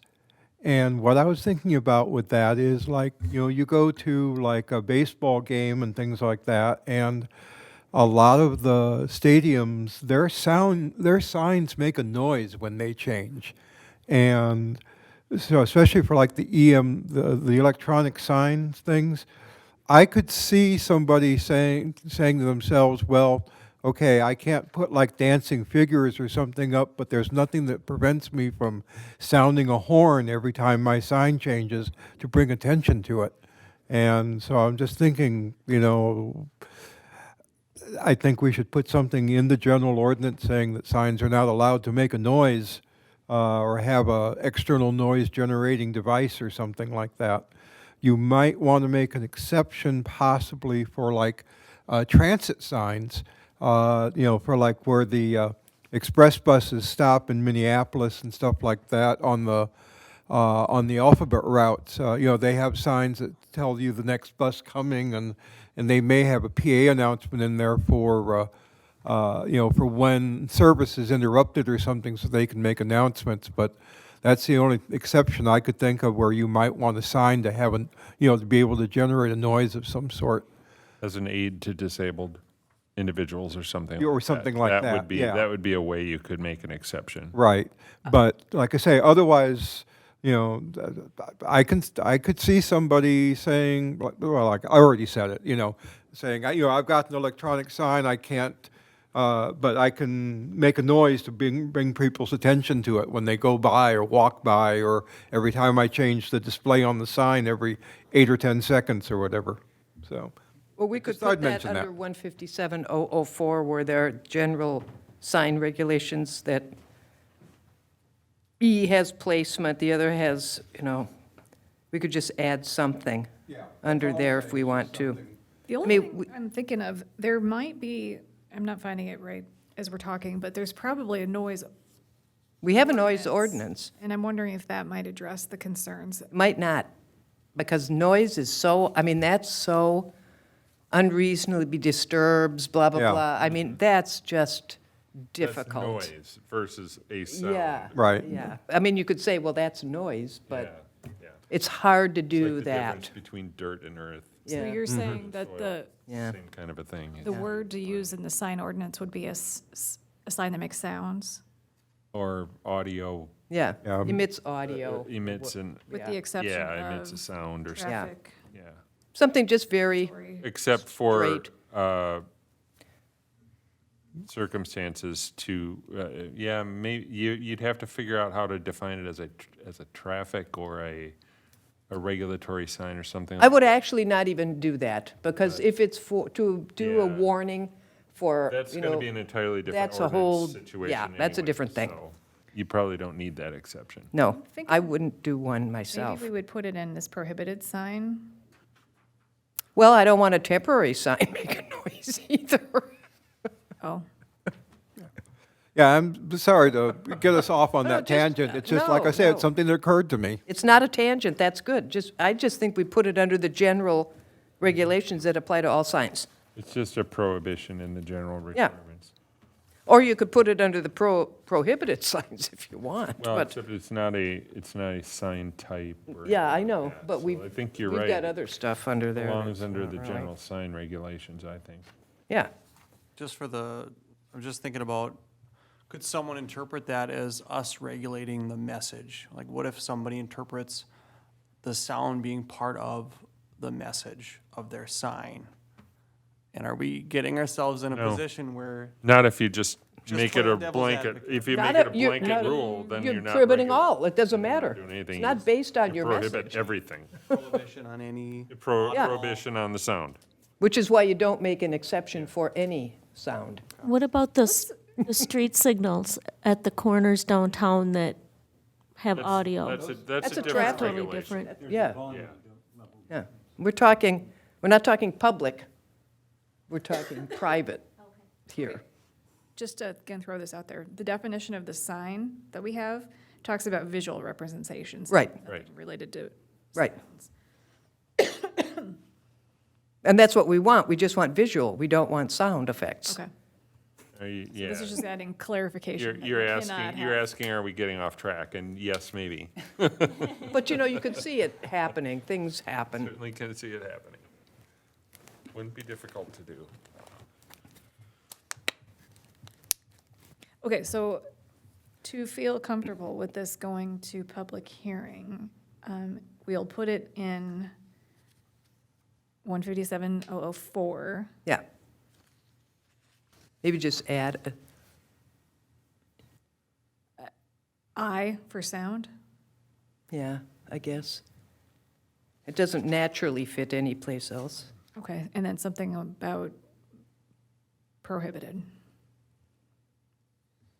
I can come up with something.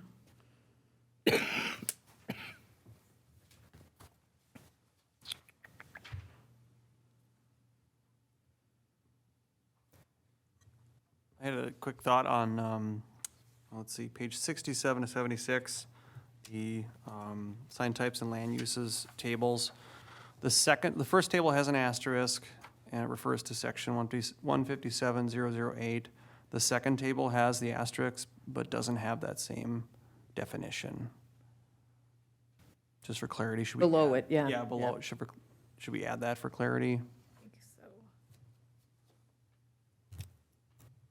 Thank you. You one that goes looking for the, what's the footnote? Oh, there isn't one. Footnotes, love them. So I won't go through things like if I found typos or I'm not. that kind of stuff. But there were a couple of things that I found that I thought were clarifications that either I wanted or maybe we wanted to change what was written. On page 4, under G, 157.04, the general requirements, G2. Well, G1 refers to externally sourced lighting directed at the sign. This item 2, lighted signs shall be no closer than 20 feet from the nearest property line, shall be illuminated only by white or amber light. And I think we're talking about externally lit still. But I don't think that's clear. Because if it's an internally lit sign, there's no reason we would say it has to be amber or white only. Make sense? So I'm assuming that the reason it says amber, white or amber light is because it's an externally lighting condition. That was, we talked a little bit about that at the So, last. so I think we need to, we don't, under lighting, there's no specific reference to internally lit signs at all. So should we say something about internally lit signs and reference something else in the ordinance? Or should we specifically say this is externally lit signage as item G should be externally lit? And then both items relate to the externally lit Yeah. lighting. Does that make sense? It does. I had the same comment because there are other signs that are internally lit and, And they're not We don't referenced have- here under this item yeah, at all. and I don't think they need to be. They're referenced elsewhere, Right. so. The thoughts that I have are, if we're going to reference internally lit, then we would probably have a regulation for them, and I can't think of any other than maybe saying what the lumens might be. No, all he's saying is make it clear That it's a G is externally lit signs. Okay, I wasn't sure if he was suggesting that we add more. No, I think you leave the internally lit stuff where it is. Okay, Yeah. so clarify that we're That talking. externally lit signage or something like that would be the new title for G. Yeah. And then both items relate to externally lit, and I think that would work. Yeah, you don't have to say externally sourced lighting, you just say the source of the light Right, must be directed at right. the sign. Under 157.06 on page 5, awning sign and canopy sign, there's reference to the awning sign per side of structure on item 2 and awning structure on item 3. And I think we need to refer to the building rather than the structure, if we're going to refer to an awning structure. Because the word structure is getting confused and it's meaning two different things. Does that make sense? Maybe. So 157.006A, 1, 2, or 3, which needs to Two. change? All three, 2.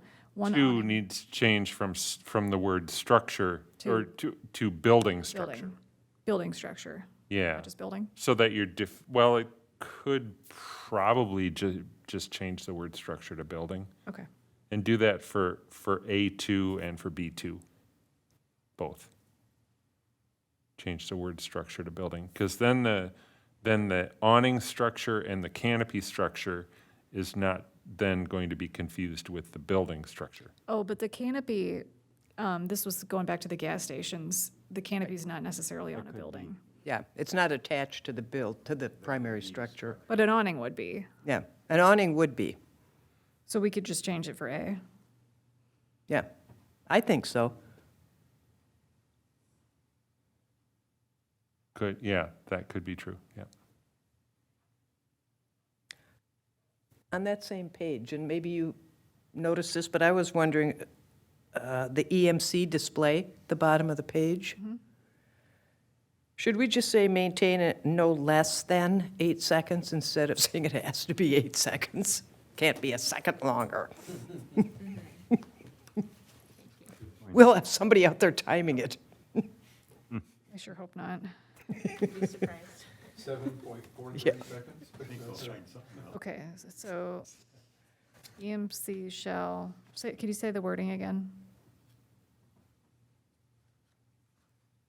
Which one are you referring? Her EMC display, No, instead of the EMC message, You're down to. well, that was at the bottom of the page you were on. No, I'm not there No, anymore. Not the timing of the EMC was on the next page on mine. Oh, on yours? Okay, it was C. A, item A. EMCs shall maintain an 8-second minimum dwell time. I just want, You're well, it down says, under- actually, you did have the word minimum after that, so that's okay. Yeah, That's okay. yeah, Oh, I so think don't it change is. Yeah, it is okay. But under that same C, right, we're on 15706. Yep. C, 2. One electronic message center sign may be allowed per street frontage, not to exceed 2 EMCs per site.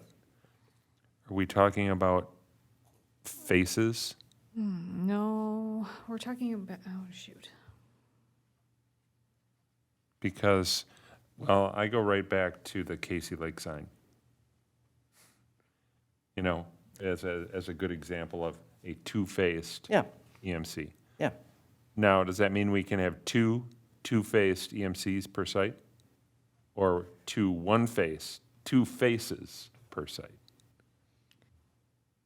And I'm asking the question, I don't know what the intent was. and The that's fine. intent was if, particularly on a corner lot, you know. Yeah, I thought Just- it was a total of 2 faces.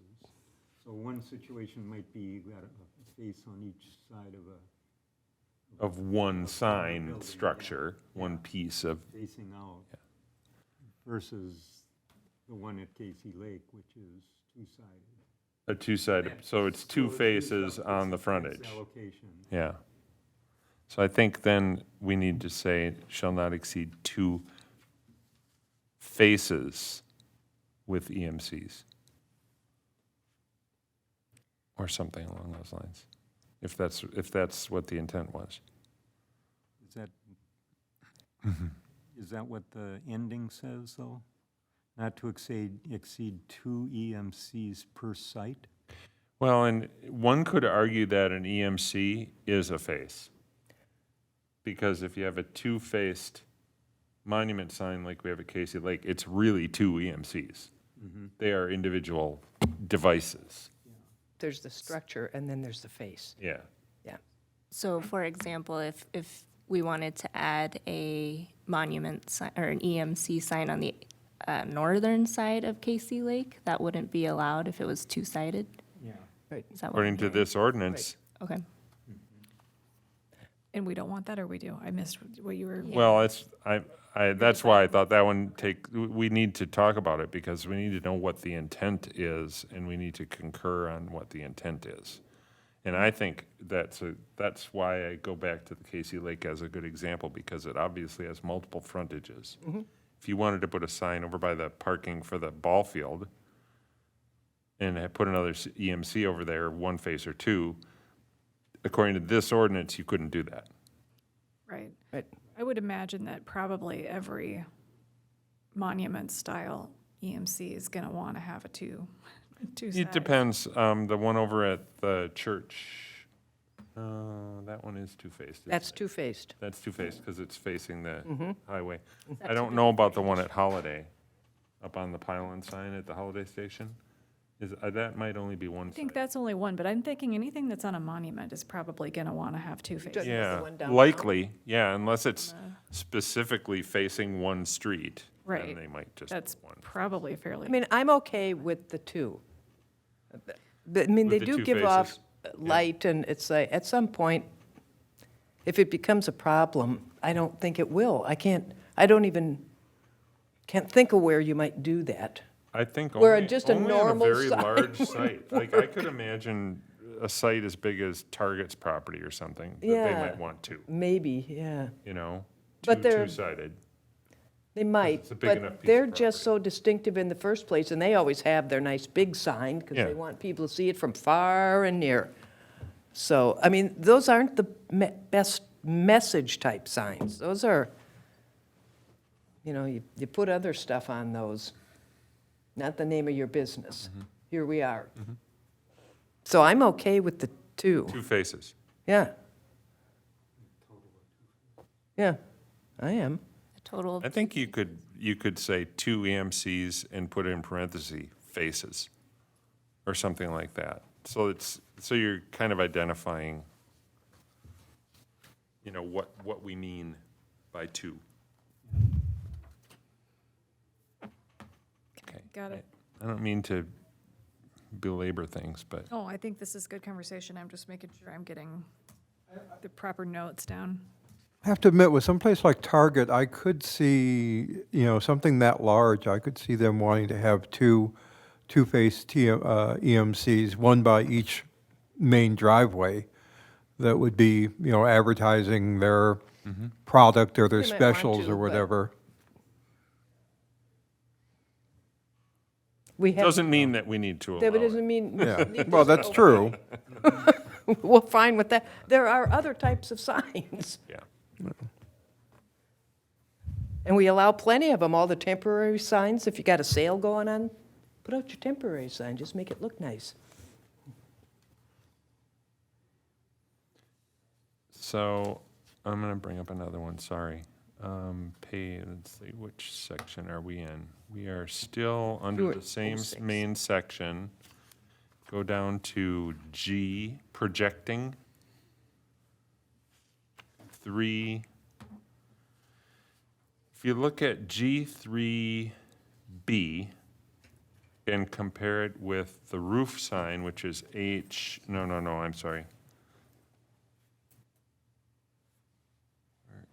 Doesn't matter. Yeah, roof- compare it with the on roof it. sign. Right. The roof sign says it can extend to 6 feet above the ridge line or parapet.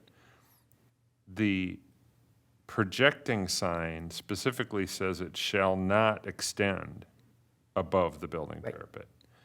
And I was asking myself the question, if you had a projecting sign, if we specifically don't want it to extend as compared with the roof sign, which would extend above. I'm trying to visualize, is I there a had the same reason to question. allow one versus All I could the think other? of was this is a carryover, probably from the old sign code, because I had the same question and thought, I don't care if it extends above the roof line. Seems like you could have the same. We're gonna have roof 6-foot rule. signs. You could have the same 6-foot Yeah. rule. Well, yeah, I mean, I don't it's, see a problem. A projecting sign that's projecting out some distance and 6 feet above, I mean, it's a marquee essentially. Yeah, right. And I don't know, I think that would be feasible to allow, certainly in, Anybody have a problem with that? If not, let's change it.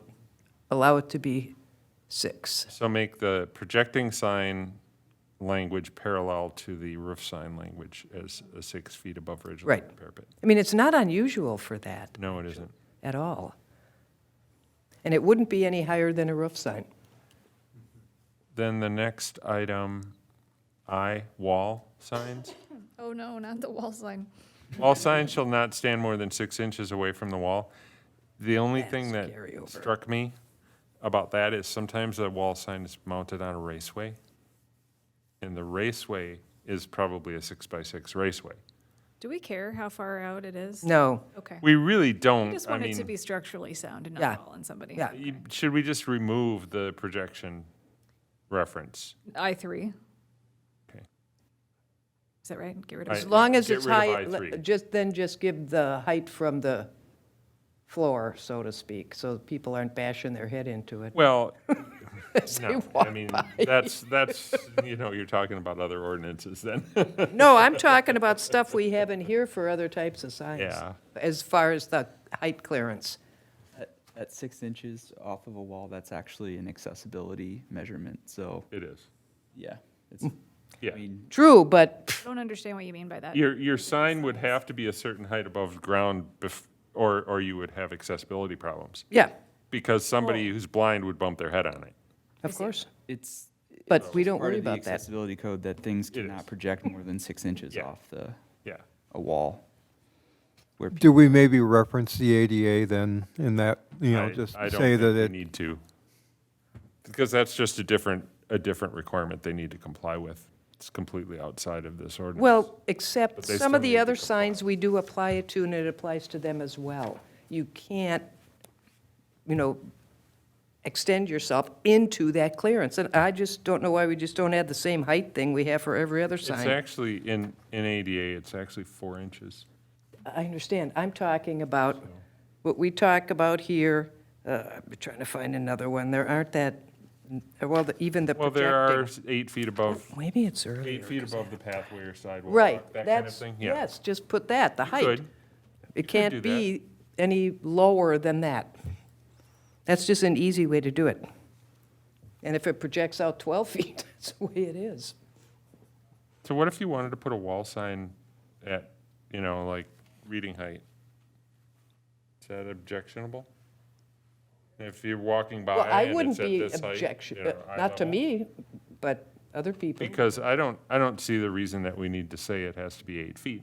But if they have it lower than that, It can't be projecting. then it can't be into- projecting Right. because of ADA requirements. But here, you have to remember, staff is the one reviewing these, and, if we don't want it, that's probably why we don't have it, we don't allow it to project out, because that way, it's just right there. You don't need to be going and checking a whole lot of other things that might be an issue. So, again, it's just one of those, we could remove it if we want, I don't see the harm in having it. Raceways are usually, I think, high enough. Have we had a problem ever? I don't know. Because again, this is, I'm sure, one of the carryover ones.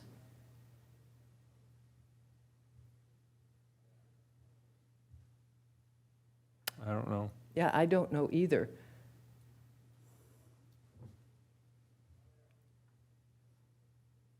You could remove it if you want, that's fine. Just be aware. I'll just add one thing from an administrative perspective.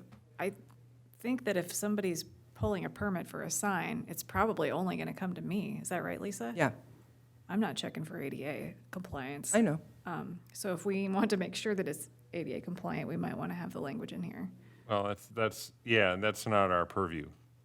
Okay? So that's why you wouldn't check for ADA, because it's really not, it wouldn't be our responsibility Somebody to make knocks sure their they head on comply. it.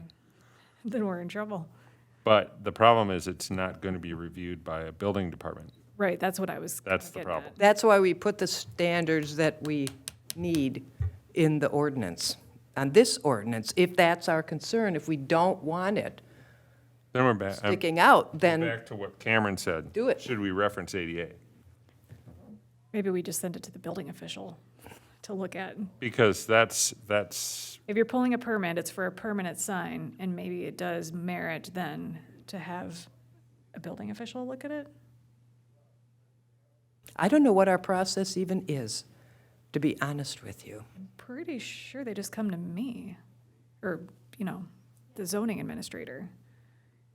It does not go to MinSpec for review. Oh, Menspect is, you don't even have it in, on staff building? No, we do not. Okay. And we don't have anyone for ADA on staff either that would be able to review that.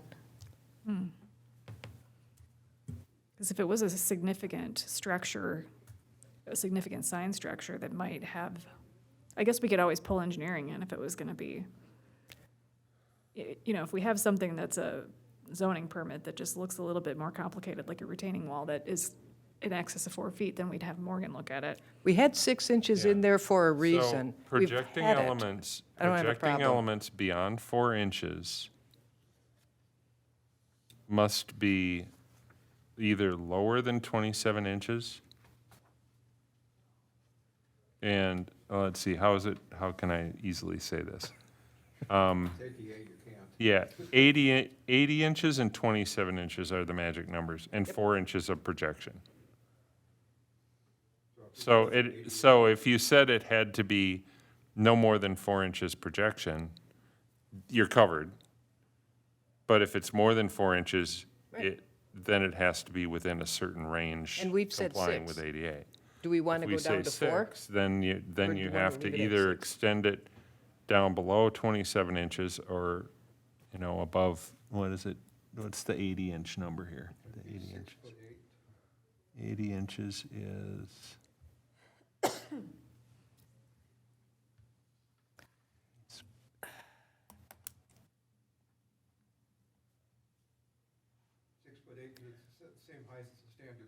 yeah, or it has to be above 80 inches, basically.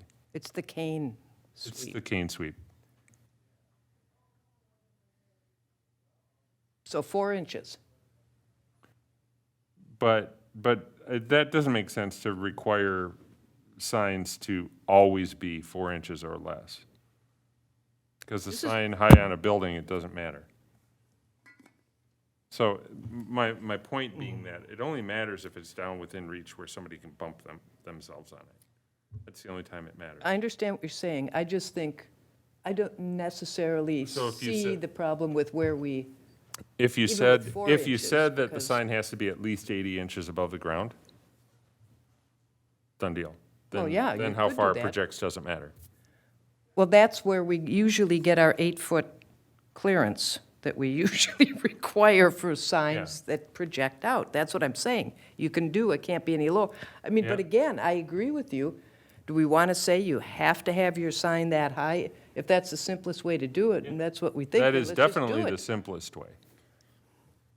Either that or just use, you know, you can't extend beyond the 4 inches. Thinking of like barber poles, that's the only thing I can think of, that you don't want barber poles 8 feet in the air. Yeah. I mean, the barber doesn't want that, the barber Right. wants them within Yeah. eyesight of a user walking. Yeah.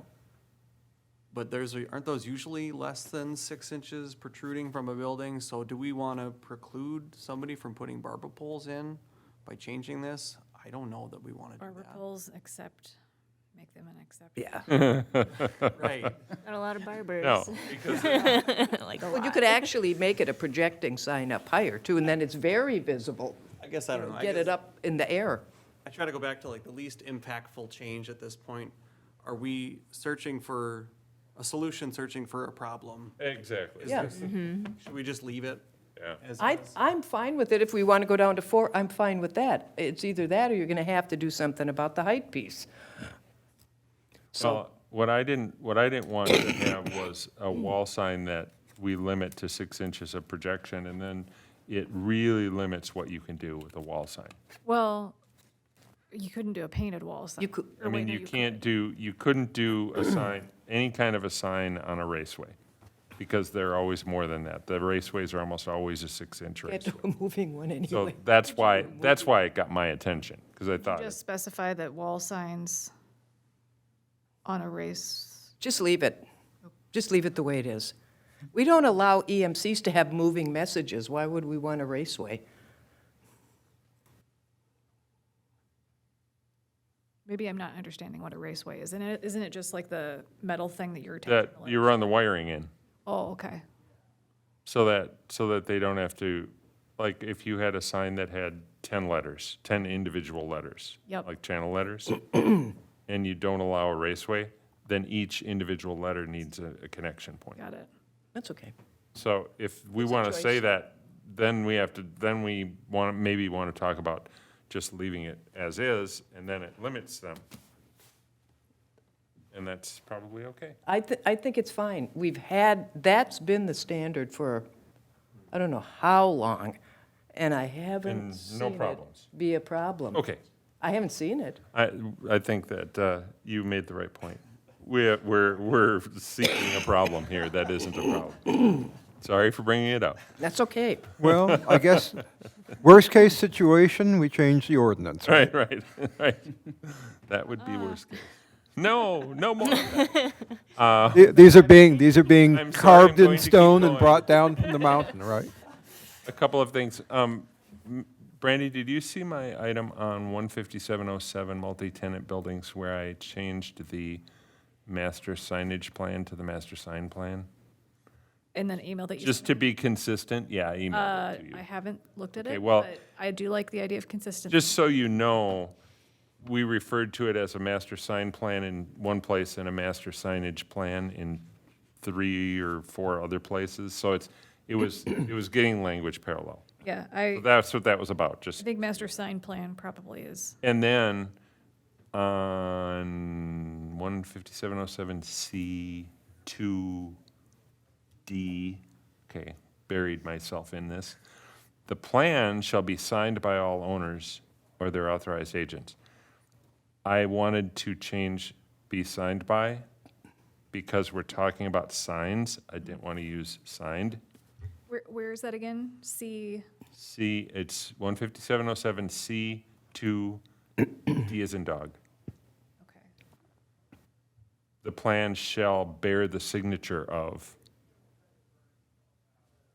Just so, because we're talking about signs, I didn't want to say something is signed. Could it be a stamped signature? Could I sign somebody's name? Yeah, I just didn't want to have, it's that parallel language. It's like talking about the awning structure and the structure. When you're talking about 2 different structures, it's the same kind of a thing.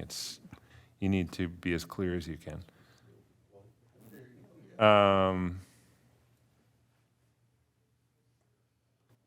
The feather sign, maybe, I don't know if I want to bring this up. Sorry.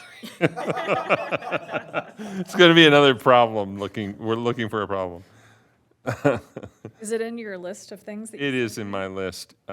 It's 15708C for feather sign, Yep. 2 per site, provided there is at least 100 feet of separation between the signs. And I thought to myself, why in the world do we need to separate feather signs by 100 feet? I was thinking of what a feather sign looks like. Frequently, they're 10 feet apart. And they're multiple. I just don't see a reason that we even need that requirement in there. Personal feelings? Does anybody care? I don't particularly care. Do we put the regulation in just because it is? I think it was a carryover. Yeah, I think if we don't care, we shouldn't put it. There's no harm in it, Yeah. technically, but it doesn't really serve any Means I purpose could put one either. on each corner of my property. Business. Well, depending if you don't have 100 feet, Yeah. yeah. It was probably some other community that it came from, Yeah, but I mean, the 100 I feet is would arbitrary. strike with B, Strike B, or no, strike the the separation requirement. separation Yeah. requirement. Okay. That is, Most of B. just leave the 2%. Leave the 2 per site. Okay. And then, the next one is just a word, it's like a typo thing. It's using the word 10 versus the number 10. That's what the next one is about. I'm going to stop now. So that's good. Yeah. Who else? I'd like to bring us back to the electronic message center. Need to talk about No, that. just really, really quick, and I don't, so this is 157,006, 4C, I guess? 4C, C4C? C4C. Complete in themselves? C4C. Yeah, so, sorry, yeah, letter D, where it talks about, it shall not have a brightness exceeding 0.3 foot candles above ambient light. I think, and maybe you can check on this, but I think that it's missing a component. I think there's a distance that we need to specify, so, Oh, like from the property line? yeah, or within Yeah. 2 feet or something like that. Because I think you can't, to measure a foot candle, you have to have a, You have to have a place. Right. Yeah, you measure it at a place. So this is another one of those administrating, sign permit administration kind of tricky things. So we're requiring them then to submit probably a lighting plan or a photometric plan. photometric, yeah. And I don't know if that's a big expense or not. Maybe it is. I mean, we get them for developments that are putting, parking lot lighting in, so I don't know how we would otherwise know how bright their sign is going to be to meet that standard. Do the signs themselves, though, the displays, did they have specifications that would indicate, here's the brightness at this distance versus And this distance? Do we know if that's a reasonable requirement from the standpoint that's of the pretty EMC standard. producers? I believe that I was looking at the, You were looking at National a national website, yeah. signage entity, yeah, that's what I thought. That's where you got it from. I mean, it just seems to me that would be part of the specifications. It would. And it's called out that way. And so I don't think you need the measurement, so to speak. You just need to know, because I think this was supposed to reference the property line. No more than 0.3 at the property line. It calls for usually what documentation we say. from the manufacturer. I can't remember where that is, but it's in here. Yeah, it's right below The that. certification of the sign Yeah. manufacturer. so I just found another community's code, and there says the brightness of the electronic sign shall not exceed 0.3 foot candles above ambient light as measured using a foot candle meter at a preset distance. It doesn't say. It doesn't say what the distance is. At 3 inches or 3 miles. Yeah, 3 miles. Well, E references they have to provide the Oh, wait, no, I lied, it does say.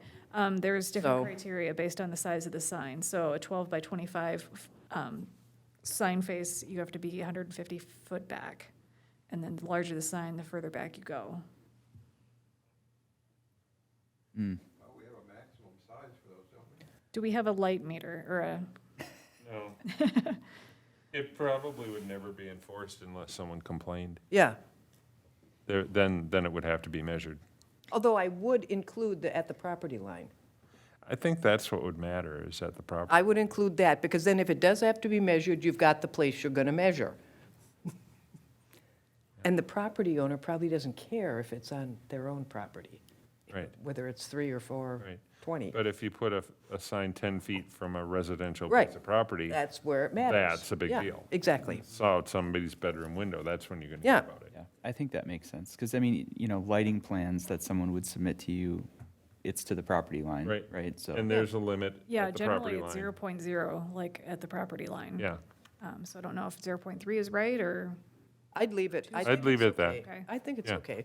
so, and then we just add as measured from the property line. Yeah, at the property, Yeah. yeah. Okay.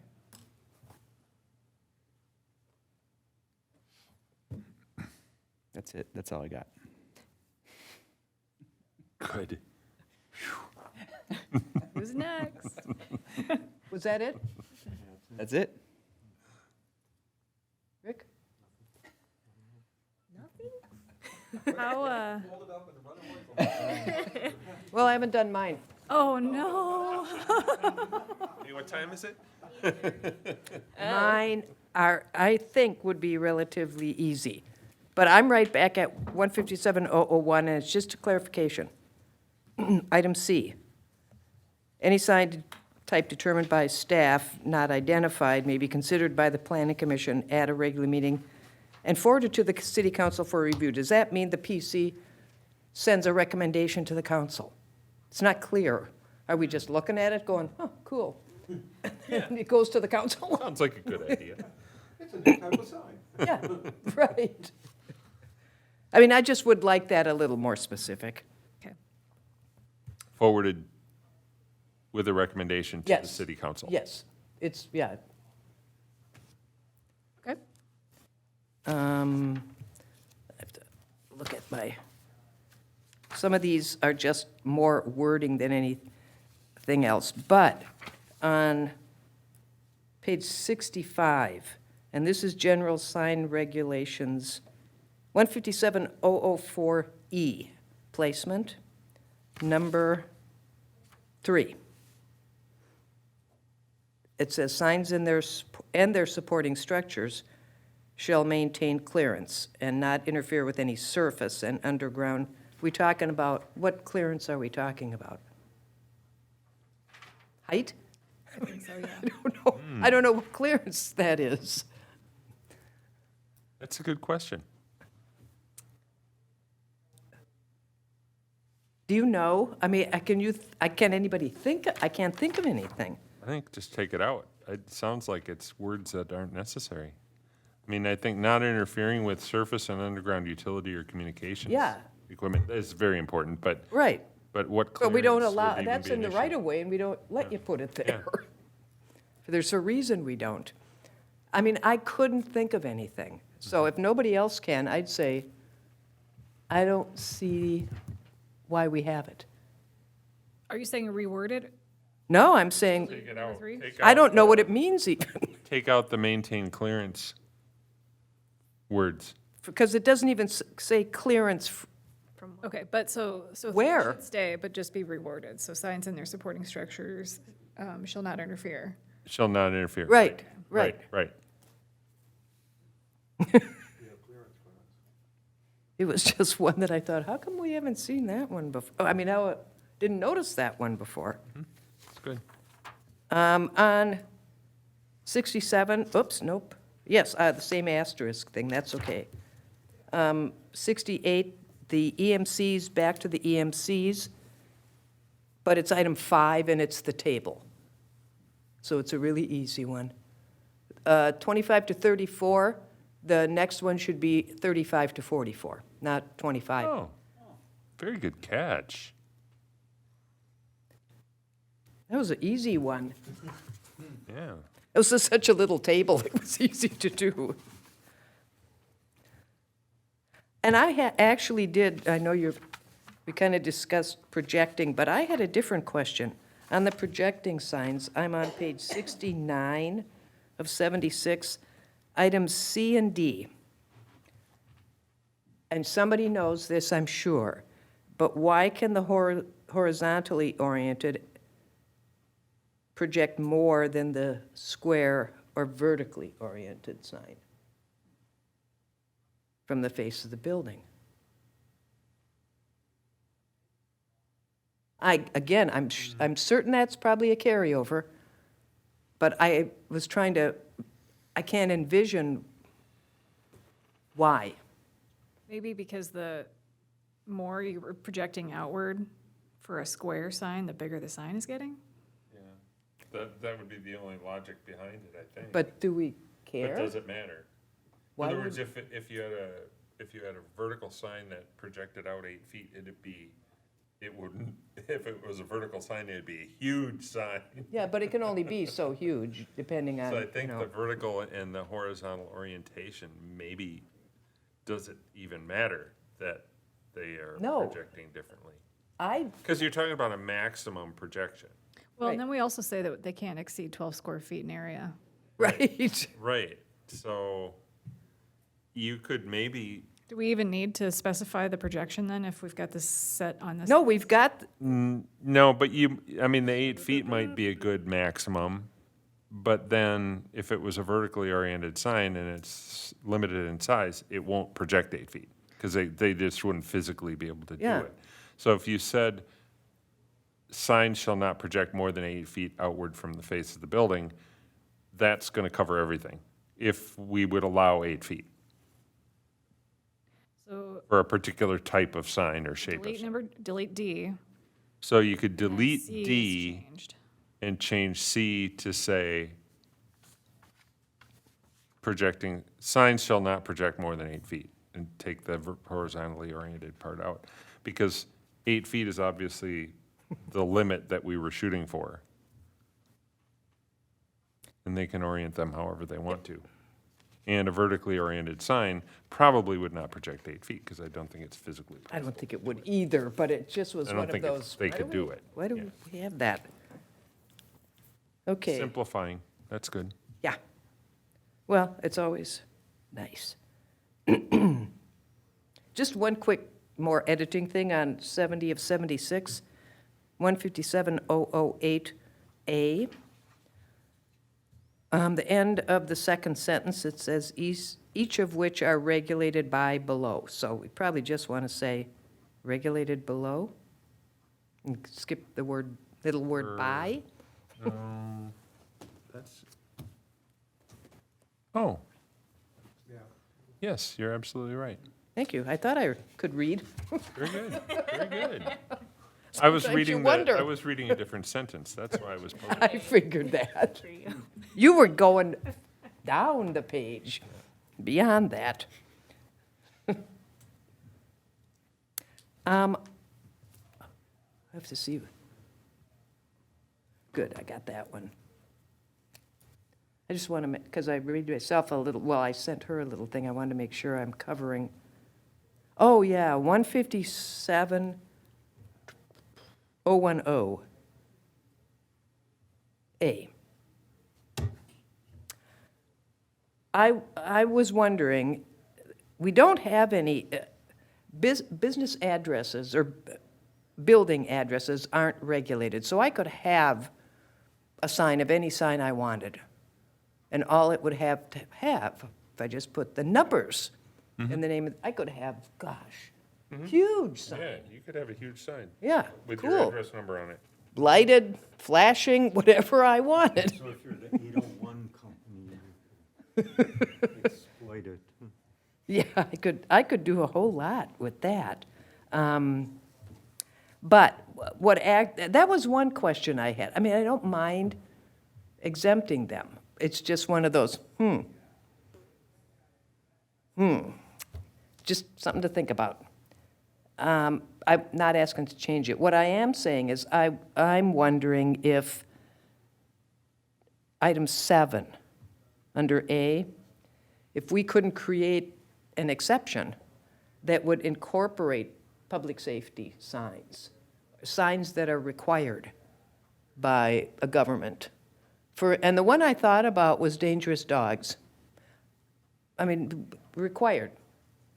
We require one in our zoning code if you have an adult store of some kind, bookstore or whatever, that you have to have a sign on here, and this is how big it has to be, and these are the words you have to use.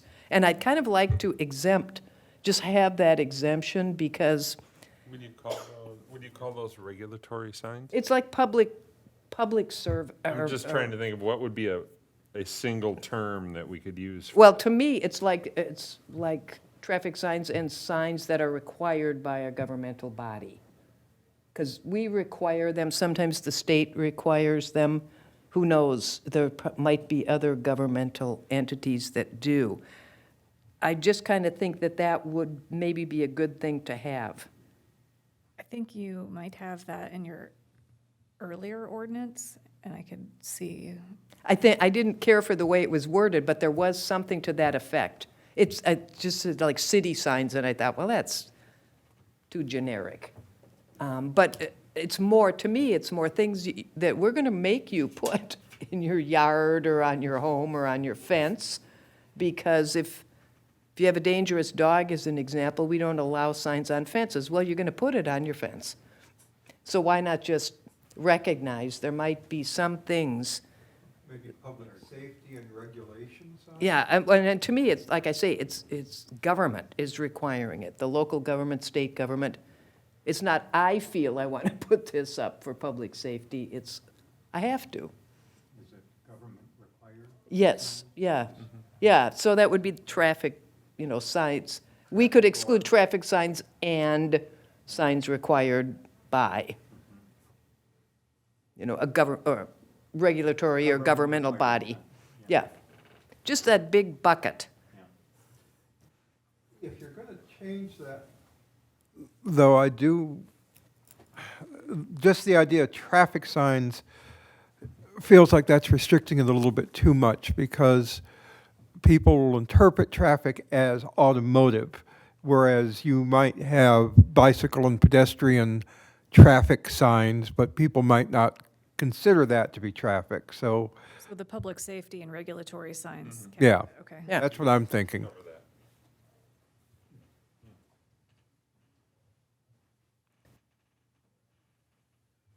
And then on the abandoned ones, and I know this was, you ran it by the attorney, but I'm wondering why in the, second sentence, we reference it this way: the sign is removed by the owner or lessee when the sign located is no longer, the business that it advertises is no longer on the premises. I'm wondering why we just don't say the activity instead of using the word business. Yeah, it's probably safer. That's good. Okay.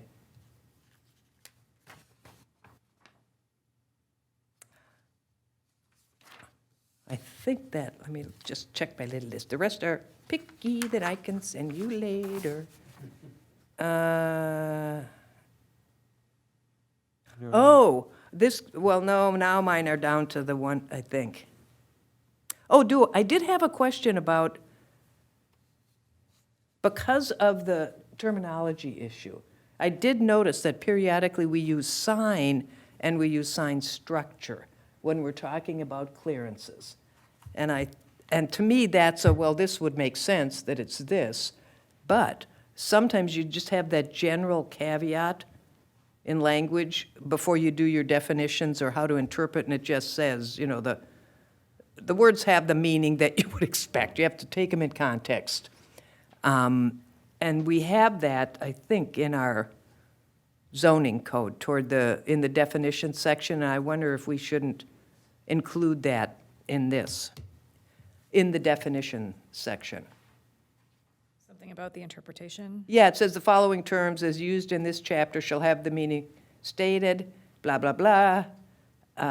It says the following definitions shall apply unless the context clearly indicates or requires a different meaning.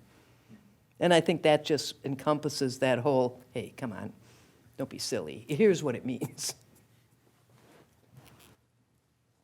And there was also I think, in zoning code, it references that the provisions of the chapter shall be held to be the minimum requirements, and I wonder if we should put that as well, since we're creating a whole new chapter, and it's kind of a zoning code type thing. So in the stuff I sent you, I referenced Where do you what's see that? in zoning code. Do you know what section of the code? 154.002B, A, or 1 and 2. It's interpretation and scope. Did you say 004 or 001? I said 154.002. I thought maybe I said something else entirely. Sometimes that happens. And then you said interpretation and scope, okay. Yeah. The only thing I wouldn't include would be the last sentence of the scope, because it deals with easements and blah, blah, blah. So that was it. Pretty quick, huh? Because she did a good job. Yeah, it's really gotten cleaned up a lot. Yeah, so. it's so much easier to go through it. The more compact it gets, it's easier to spot stuff and go, oh, I didn't notice that before. So, moving forward, I'm thinking you want a track changes and a clean version as part of your next packet. Do you think we need to see it? Probably, just to make Okay. sure I understood what Okay, discussion was. Yes. I'd hate for it to sneak through on the public true, hearing. true, Yeah. true. The True. The track changes Yeah. version would probably be the final look. Yeah. Yep. then we could see everything you just A did. clean, do you want to see the correction? I would The prefer to clean see one, too. clean. The clean is Yeah, good, too. I like clean. I thought you Could could have have it them both. both. Yeah, Okay. Both I is don't know, is good. that too onerous to have two? I mean, it's only 14 pages. Clean is It just was so, good. it's easy when you're not interrupted by, oh, no, that's gone. But if Forget what I we just see read. track changes, then we can see the last thing you did. Yeah, yeah, Right, you And can that's make sure helpful. that the discussion was accurately reflected in the version that you're getting. yes. Yeah, 'cause Yeah, that- definitely for the public and for you, for the final, moving it forward to city council would have the Yeah. correct version. That's a safe thing to do. You wanted, we okay on the 157? You want to move to the 150, little 154 thing that's being deleted? And any questions on Oh. that? Sorry. Yeah, I forgot about that stuff. I just found some additional references in zoning code that I'm not certain Okay. what you want to do with, or what the planning commission wants to do with. One refers to adult uses. There is a section that requires adult uses to have a sign. I'm fine with not even addressing it at all in the sign ordinance, just leave it in zoning code, Yeah, right? the zoning requires a sign. Yep. The owner needs to come get a sign permit. Yep. And then the other, and this led me to the government signs too. There's one on the communications structure section of zoning code that allows information signs to be posted, except the information signs have to be required by the government. I thought, oh, we can take care of that over here in signs then too. We don't want conflicts between the two. So we're good, we're good. With the change to the exempt signs, we're okay. It seems like the public safety would cover that. Yeah. Okay. Again, it's required by the government, so, fine. Home occupations.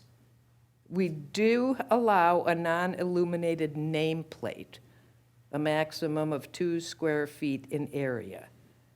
Otherwise, it says there shall be no signage, display, or advertisement visible from the exterior of the lot. I don't know how we want to deal with that one. Because if you can have a business sign, you can have a non-business message on it. So I don't know if I don't even know how, I haven't thought through enough how to deal with that particular one.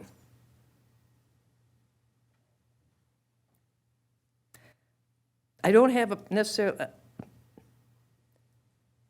other than get rid of the second, in the home occupation language, I'm trying to get rid of the second sentence. That's under 154-010-D19E3. I have to document them, because I never remember where they are. You moved a little fast for me on that. Can you say the section again? 154-010-D19, item E3.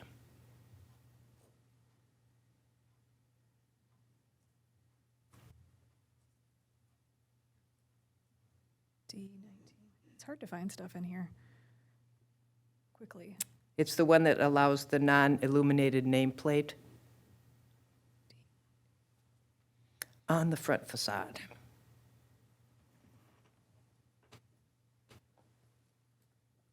Okay. I'm thinking maybe getting rid of the second sentence. Otherwise, there shall be no signage, display, or advertisement visible from the exterior of the lot related to the home occupation. Now, we're getting into really tricky. How do we handle, I mean, we allow signs of a certain square footage in residential districts. Wouldn't the home occupation just fall under that? We don't allow business signs or wall signs, let me put it that way, in our districts, like the R1. Well, NA, we do have an you put NA like a because po- it's permanent. Post and, We require a nameplate on the facade of the building. In other words, home occupation specifically. yeah, they But can you do don't that. have to. No, they don't have to, but they can. So if we allow them here and we say you can't do it there, the can't do is stricter. Or this one, I mean, it's one of those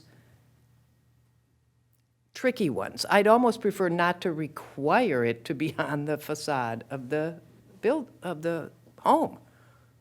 They want to put out a constant temporary sign in their yard, that's fine with me. I don't know how else to just simply handle it without trying to deal with the business versus residential. Keep it clean, yeah. Yeah, just keep it clean. Does anybody disagree? No, I think that sounds good. Can you clarify what the direction was on that one?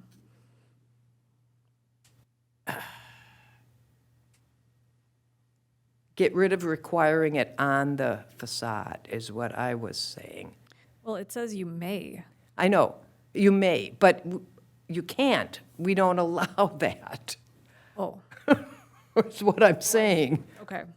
You may have a sign this size, whatever we want to come up with. I say we just delete that number 3. Because if they're going to have a temporary. Well, now that we allow signs and we don't care, I mean, we aren't regulating business signs anymore as business, so yeah, we could get rid of it if we want. Because we do allow, temporary signs.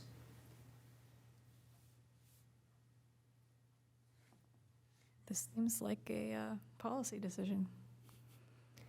What does anybody think? You want to just get rid of the language in the home occupation where it says you may place one on the front facade? Because that's the only place you could put it, according to that language. Well, you either have to leave it there and allow it in the sign ordinance, because it's essentially a sign. Then it gets tricky. Right. Maybe we could just put a caveat that they're not allowed, and then at the bottom. Here, in the sign ordinance, I wondered if we didn't want at some place to have a statement about unless allowed elsewhere in code, in zoning code. Just a kind of generic in case we missed something else. Yeah. I can't imagine we missed anything we really don't want, but there's always the possibility. But that's a good crossover Yeah. that you've found. That's the only one I found, other than the communication structure, which is I- fine. I probably would lean toward putting the exception in the sign code and letting it stay We could, as a. yeah, in the 157. Yeah. That's what I was talking about. I was talking about in 157, like a Yep. general, unless, Right, unless allowed in Allowed. elsewhere, yeah. Okay. and I would, yeah, elsewhere is fine, in, city ordinance or whatever you want to say it. And this is really nitpicking, but home occupation, I'd rather see that written as home-based occupation. Just because, I don't want to, I don't want to Yeah, even but get that's- into that. But then we're. That's our zoning we're digging code. into a completely different code. That's a whole nother section of code. okay. Today. It's just, a home occupation means a home is being We know occupied. that. We define it, though. Oh, that's a good We define it. Yeah. good point, though. My last thing on that is Appendix B, Figures 1 and 7, those were going to be deleted. I would not delete those. Those are structures, not signs. Those are referenced in structure definitions, like canopy and 1 and 3. 1 and 7. and 7. You had 3 listed that were going to be deleted. 1, 7, and 18. Yeah, 18 is fine, that's the whole sign section, but 1 and 7 are not in the sign section. And they don't refer to signs. Okay. I think that was all I had, other than my nitpicky stuff, which I already emailed. So, That's all. that was it for me. Anybody else? I think we're almost there. I keep saying that every month, right?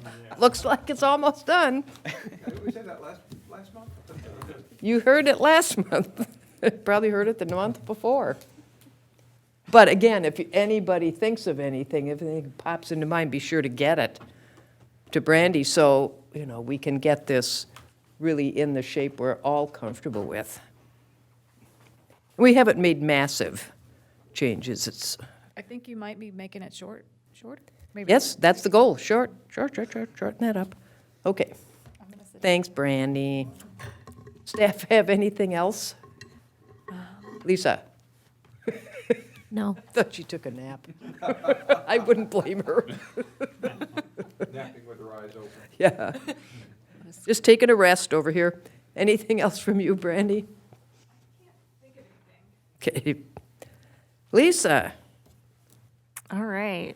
I think the only thing that, I wanted to bring up is in regards to the Arts and Culture Commission, and we've talked about sculptures as a potential project, and the Arts and Culture Commission is presenting to the council on Tuesday about the project, and so because it's a sculpture, there's gonna probably be some questions on how many and permitting and all those things. We may need to take a look at, Yeah. yeah. That's I've thought about that. Signs isn't the place for it, but boy, you don't want necessarily a yard full of nothing but people. Lovely stuff. Yeah, so But and these even in sculptures public are, like, spaces. Sponsored, Yeah, yeah, yeah. so sometimes businesses will be sponsoring Right, these. They'll right, be outside right. the businesses, sometimes they'll be in front of someone's home. Yeah. So Is there this are the different snowman locations. stuff? Yep. Oh, okay. Project Snowy. Okay. Yeah, so that's just something to think about as Okay. we, we continue talking about Project Snowy and developing it, but we're getting pretty far down the road, so it's just something that I think, Might come up. yeah. Okay. Well, it's always good to have a heads up. Any questions of Lisa? I saw heavy equipment in the old gas hopper parking lot. Yeah, Oh, just today. oh, I didn't see that. Are they gonna dig up tanks? I was wondering. Oh. Maybe they're just doing that, or are they changing something? Okay, reports from commissioners. I have nothing. Should I call him Andy? Andy? Andy's fine. I have nothing for this evening. Rick? Nothing to add. Patrick? I've spoken enough already tonight. Thank you. Eric? I have nothing but to apologize to Mr. Wise. Either name is fine. Cameron? Nothing at this time. Okay. Well, I hope you enjoyed your first, hey, it was a kind of short meeting. Quickly, I want to get out before 9. Could I have a motion to, I don't have anything, could I have a A motion to adjourn? motion to adjourn. Motion by Patrick, who said that? Cameron, all those in favor? Aye. We're adjourned at 8:58.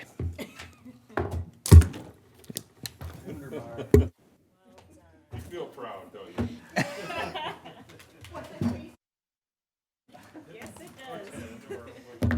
Well, we gave rules to them. 946, remember that one? Yeah. That was a good one. Yeah. The dad.